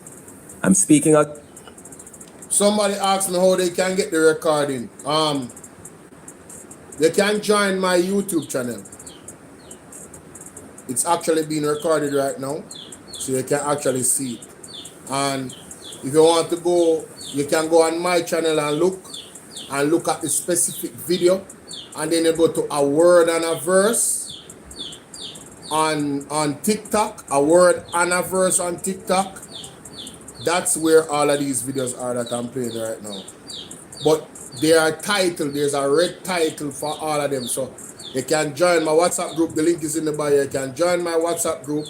Go to the live stream that I'm on right now, and you can watch it over and look at the title of those videos and get those specific videos that you hear. Because a lot of prophetic word is out there, I'm telling you. A whole heap of things coming to the world and Jamaica. And I've been playing these over and over again, but I find it's important that I do it on a regular basis, because I'm surprised that a lot of people haven't heard it before. You understand? I don't know why I'm surprised. I should not be surprised, because this type of information is usually suppressed. Come here. Come here, Chica. Yes, come here. The Lord is showing. Come here. No one will be safe, because the enemy will be within. The enemy is there already, but they know what the Lord is saying, and as we have been praying, we are seeing it coming up, and we are just sharing with you. So they have now been able to master and manage the system, so that they can master their activities. So you are there plotting as to how to deal with operatives on the outside, not realizing that some of the very same persons who are planning, you are planning with, they are knowing the plan, and they will know how to intercept, intervene, and manipulate. So there will be incidents of innocent lives being lost, meaning members of the security forces, persons who decide that we will not comply, we will not be a part of it. That's where we're about to enter. The word of advice: members of the security forces who are born again believers, you need to observe a season of fasting and prayer. Cry out to the Lord so that He can shut down the plots and plans of the enemy, so that He can expose these wolves in sheep clothing, because no law-abiding officer or security personnel who decide to stand for what is right would be safe. I'm giving a prophetic word, as the Lord has showed. It's coming out of prayer, and we're making it clear for all to hear. Members of the public, we need to intensify our prayers for the security forces because the forces of darkness are determined to advance their agenda. And anyone who tries to stand in their way, they will try to remove them. We need to pray for members of the security forces, pray for the JCF, pray for the JDF, very important. And this is an appeal to members of the security forces who are born-again believers. You need to come together, identify other born-again believers, and you need to be praying deliberately about what was just released. The very same technology that we are singing and waxing praises, the enemy has mastered it from within and will be leveraging it to advance their agenda from within. So, all of the men in the security forces and the women that are men and women of God, servants of the Most High, giving your life to God. It's important that this was from January 3rd, ladies and gentlemen. And we see what has happened with Mocha. We see them catch police who are selling cocaine. Big old superintendent dealing in cocaine. Right? We see the whole of CTAC get dismantled. We see the police, them intensifying the elimination and extermination of the citizens. We see a lot of things going on. So, you know, definitely find this video and share it with all of the police officers they want to know that is a good police officer, so they can actually come together and follow the instructions of the man of God. All right? Okay, wonderful. Let's continue. Not if Jamaica is to be changed, because we know Jamaica is being changed. Jamaica is being transformed. And by or before 2027, we will see a new Jamaica emerging. Not completely new, obviously, but there will be major turning points. One of them, finally, we will be led by a righteous prime minister. And it might seem like a pipe dream. I'm smiling because those of us who are able to see in the realm of the spirit, we have some interesting developments coming this year that will trigger changes politically, which will take many by surprise, because there are those who think that they are around forever and they can stay as long as they want. We shall see what we shall see. That's all I'm going to say. We shall see what we shall see. So apart from the intensification of judgment, which will come in different ways, not just natural disasters, but God will also use external intervention in the affairs of Jamaica. I'm going to say it one more time. God will use external interference in the affairs of Jamaica in order to set things right.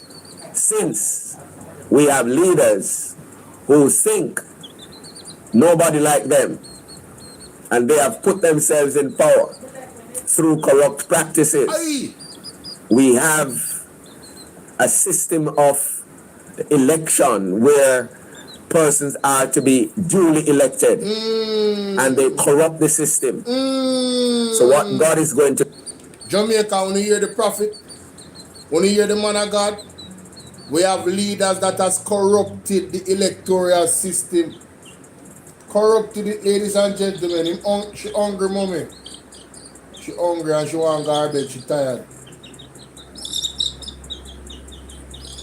You come, you're too tame. No, sir, I can't bother. I never know someone chicken could have tame, so. But anyway, guys, I'm going to play that phone again. Yeah, man, I play that phone again, man.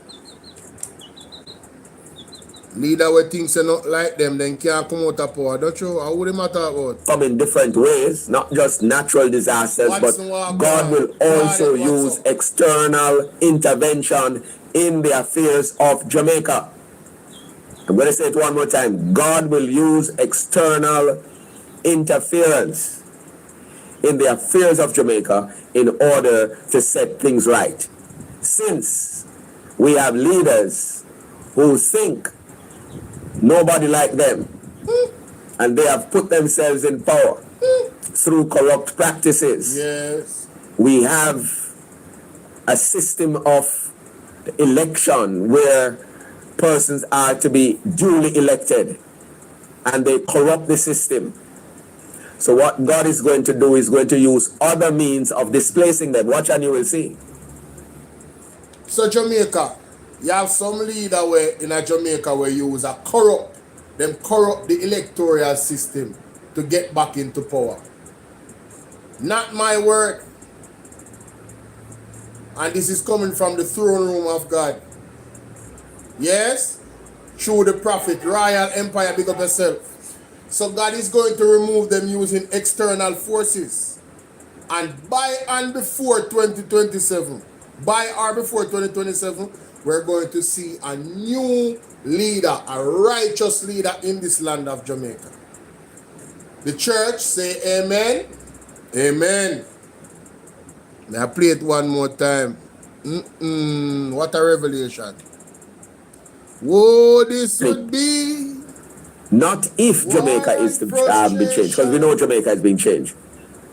Jamaica is being transformed. Yes. And by or before 2027, we will see a new Jamaica emerging. Not completely new, obviously, but there will be major turning points. One of them, finally, we will be led by a righteous prime minister. Yes.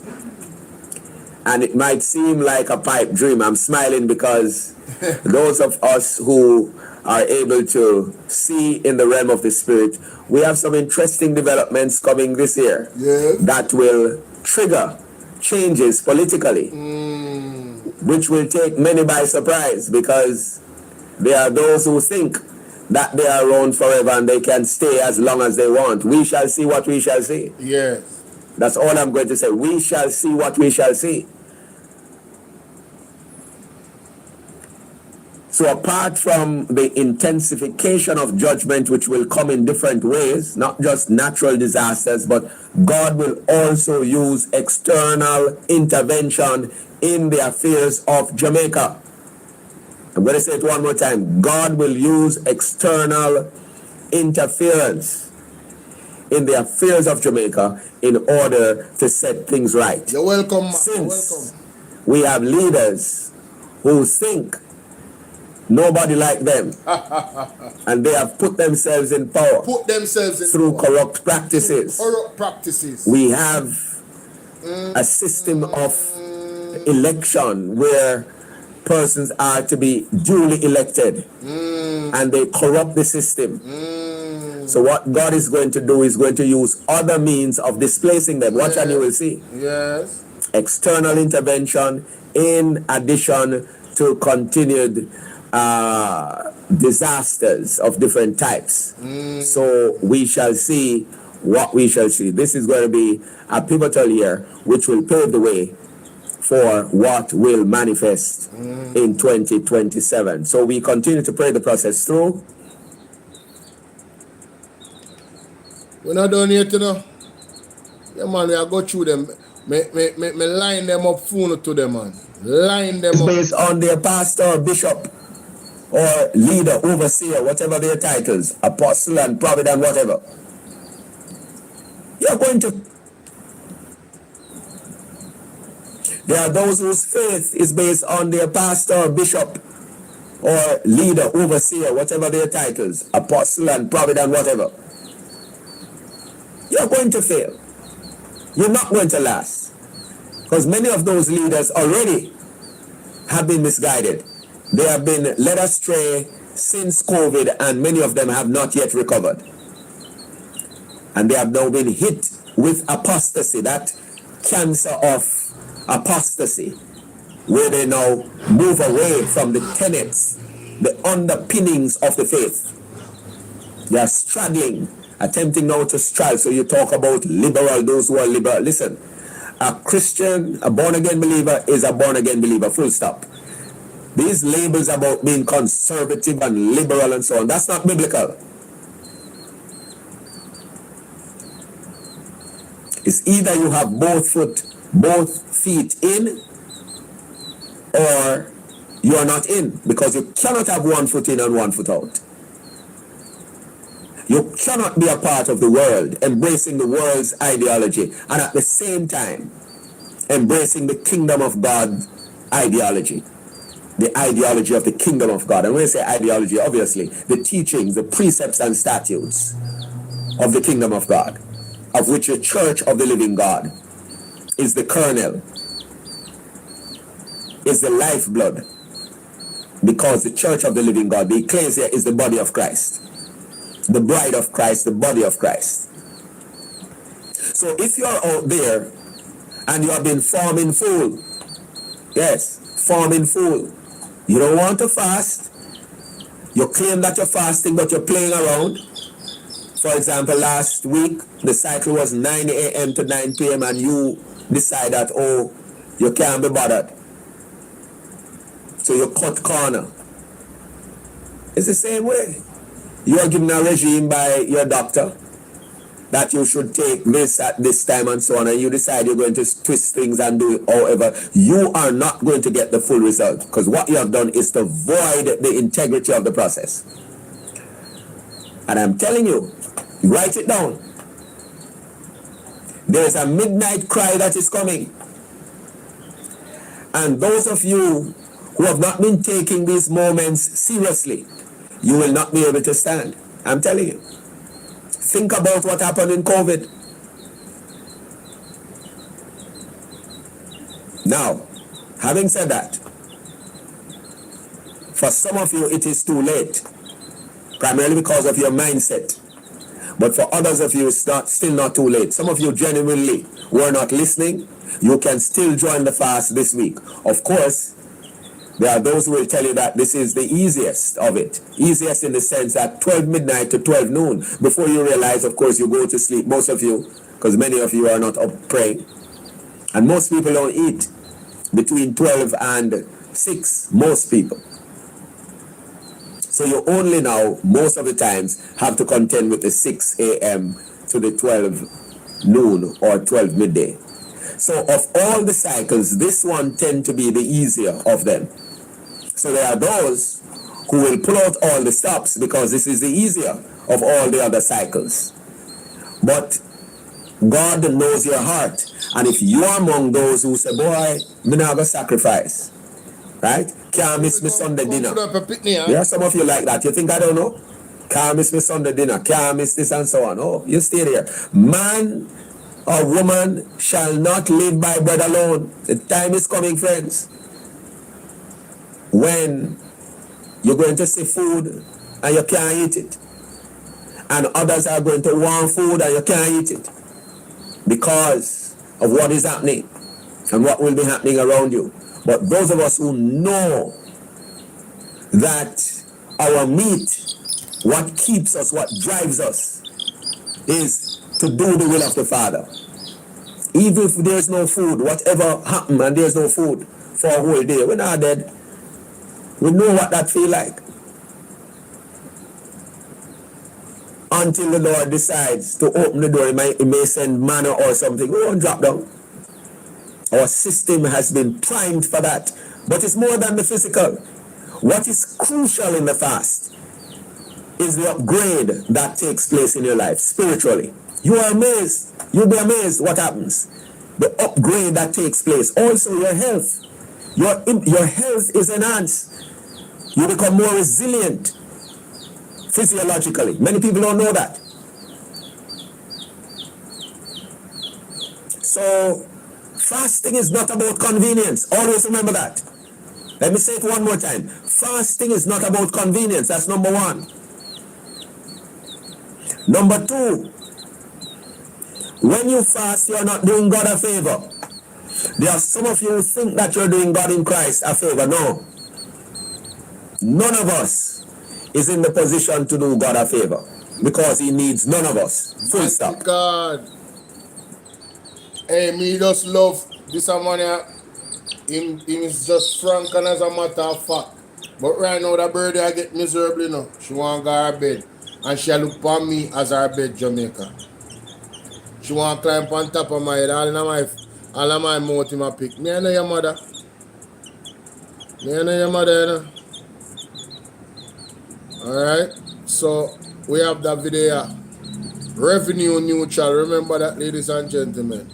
There's one more video what we did miss from Pastor Jeffrey Shuttleworth. One more video we did miss. If you guys have not yet liked the video, please go ahead and like the video. For those that are watching on YouTube, this is the TikTok channel that I get. Make sure you guys go and subscribe. A word and a verse on TikTok. Make sure you go follow. Here's a video, man. A long time video on the page. But we never did play. I'm gonna find it still, don't worry yourself. But you hear what the man say. You hear what the man say, right? The man say, all them leaders they will think like so they can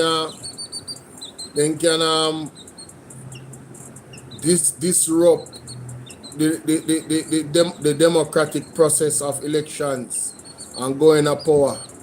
Gotta go take on down, man. Yeah, man. Gotta go use external intervention for take on down. Yeah? So, you don't know yourself. He also talk about a lot of things on this page, you know. Extreme weather coming up. We see the extreme weather, that prophecy is happening more and more. More and more we see it. But there's a particular video that I want to share. Come. Behave yourself. Behave yourself. You're too rude. You get out of here now.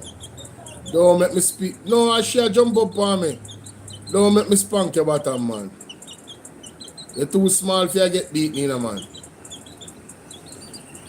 But if you spare the rod, you spoil the child. But they're on the live see away, man. Can't come to you right now. May I search for one more video. Me did play that video there, open call to the Prime Minister. Me play that one there. See it ya? I would be remiss if I didn't play this. Pyrrhic victory. Listen to this. The victory, Eddie, lest you forget, the victory, in inverted commas, that was celebrated is a Pyrrhic victory. And as time goes by, you're going to see the Pyrrhic nature of the victory. This is already manifesting. If your eyes are not open spiritually, I don't need to say what they are, but you're going to see more and more that it's a Pyrrhic victory. And when you have a Pyrrhic victory, is that you're sorry, say you didn't win. That kind of thing, right? You're sorry you are on the victorious side. If you had thought that you were going to go through all of the different things, might as well we never win. That's what a Pyrrhic victory looks like. It's painful. Okay. And of course, the other side also has been going through some challenges, but there is more to come. So don't think that the prophetic word is going to go away. It's just a matter of time. You will see it playing itself out. This is a word of warning to those who will use this kind of scenario to push the so-called climate change. It's a word of warning. Because what it is going to do, the Lord is going to allow the people to rise up and to push back against it. Right? This is not about any climate change. What is happening and is about to happen, really, this weather system has nothing to do with climate change. This is not just the voice of God speaking, but it is also the judgment of God that will be visiting a number of nations. Notice how many times Haiti has been called, Dominican Republic has been called. We have been speaking about them in the past. Yes. And there are other areas that will be visited. But Jamaica, if you notice, is at the center. At the center, Eddie, lest you forget, the victory, in inverted commas. So there you have it, ladies and gentlemen. The victory by the Jamaica Labour Party is a Pyrrhic victory.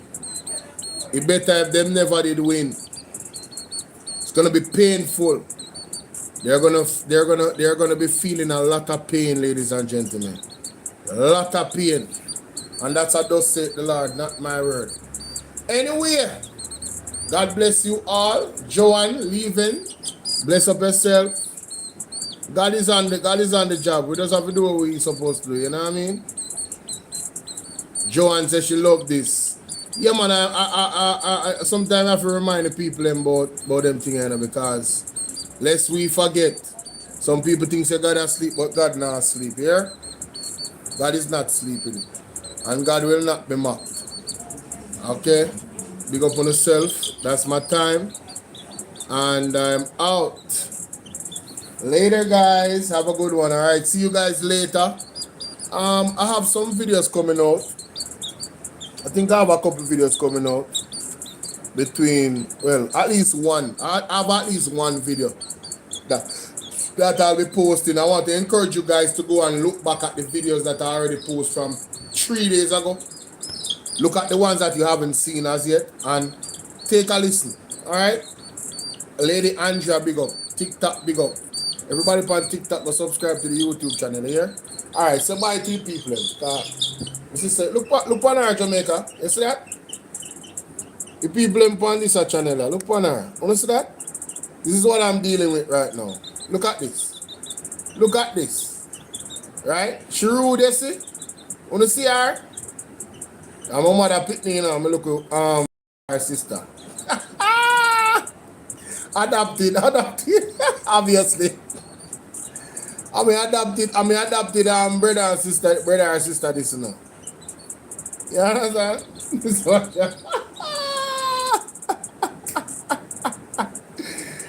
Oh my God, Joanne, thank you so much for the super chat. Joanne, make sure you become a member of the platform, you know. Come here. Yeah, she want to sleep. Oh, hi, yeah. It's an innate thing. She want to sleep. So she come to the big guy. You see how she's smart? Because nobody not trouble her upon my shoulder, you know. I must see one hawk. And no hawk now fly coming there. You understand? I know eagle. No eagle now fly through a grill and come in there for one chicken in her house. So I safety she look, she's smart. The innate no mommy, I have to go. I cannot do this. No, I pray nothing about nothing. She have to lift up here now. You come here. I know say no manners. Yes, Joanne, become a member of the platform and thank you for the donation, yeah? Check out the membership. I want to encourage everybody on Bolo VNR 2.2 to endorse the platform by becoming a member of the platform, alright? And persons on TikTok. TikTok, we can get 50,000 likes before me go. We reached 45,000 and I really appreciate you guys for me not pressing you and actually reaching the goal of almost the goal. But we can get some final taps to reach 50,000.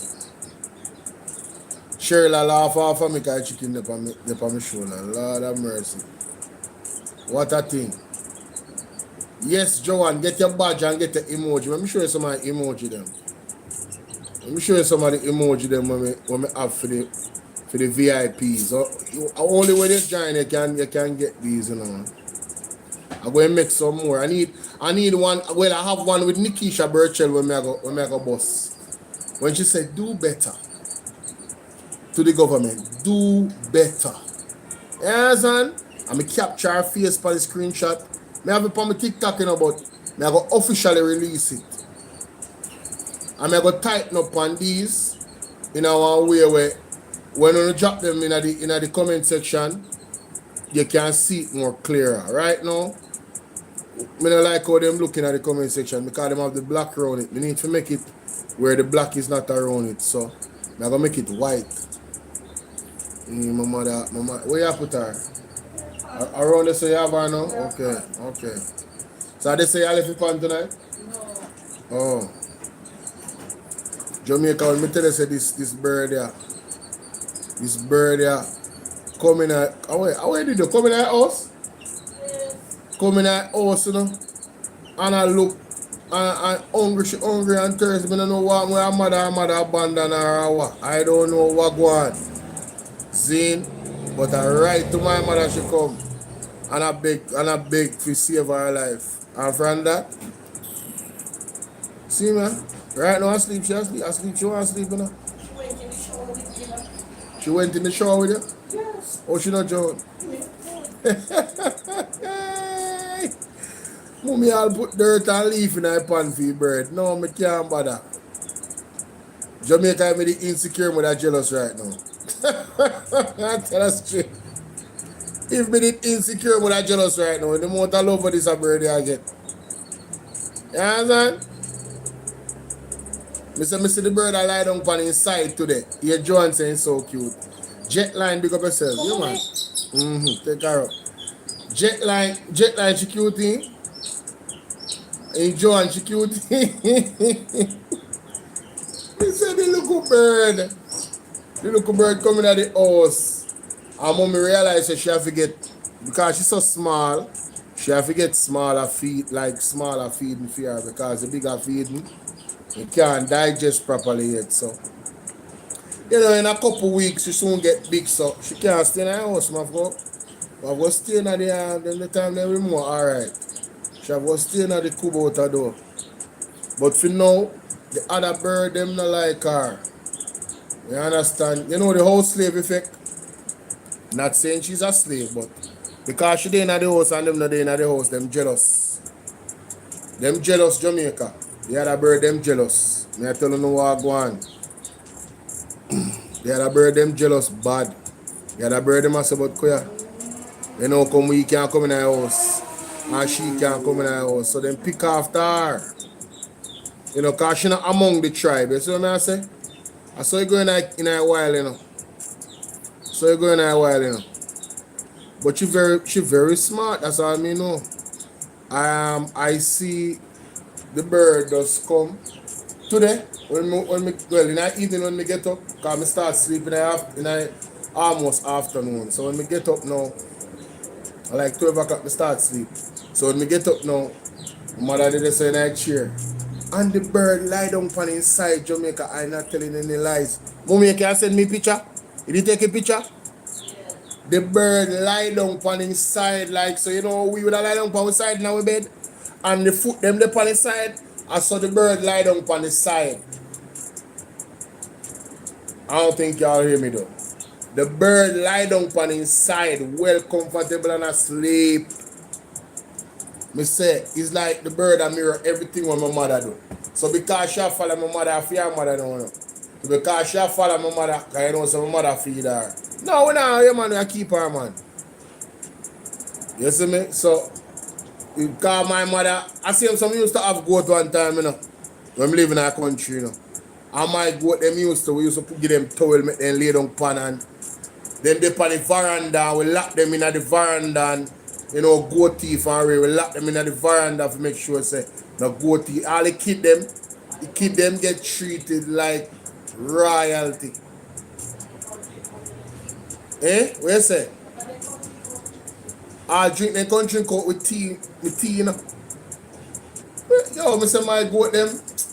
Yo, my goat them, my history goat them, man. History goat. Hey man, them thief two goat and kill them, and when they find the bone them, you know. So you look kid them. Yo, my ball, you know. Yeah man, my ball, man. As a youth, in my teenager years, my ball. My ball live in your water. Yeah, ball.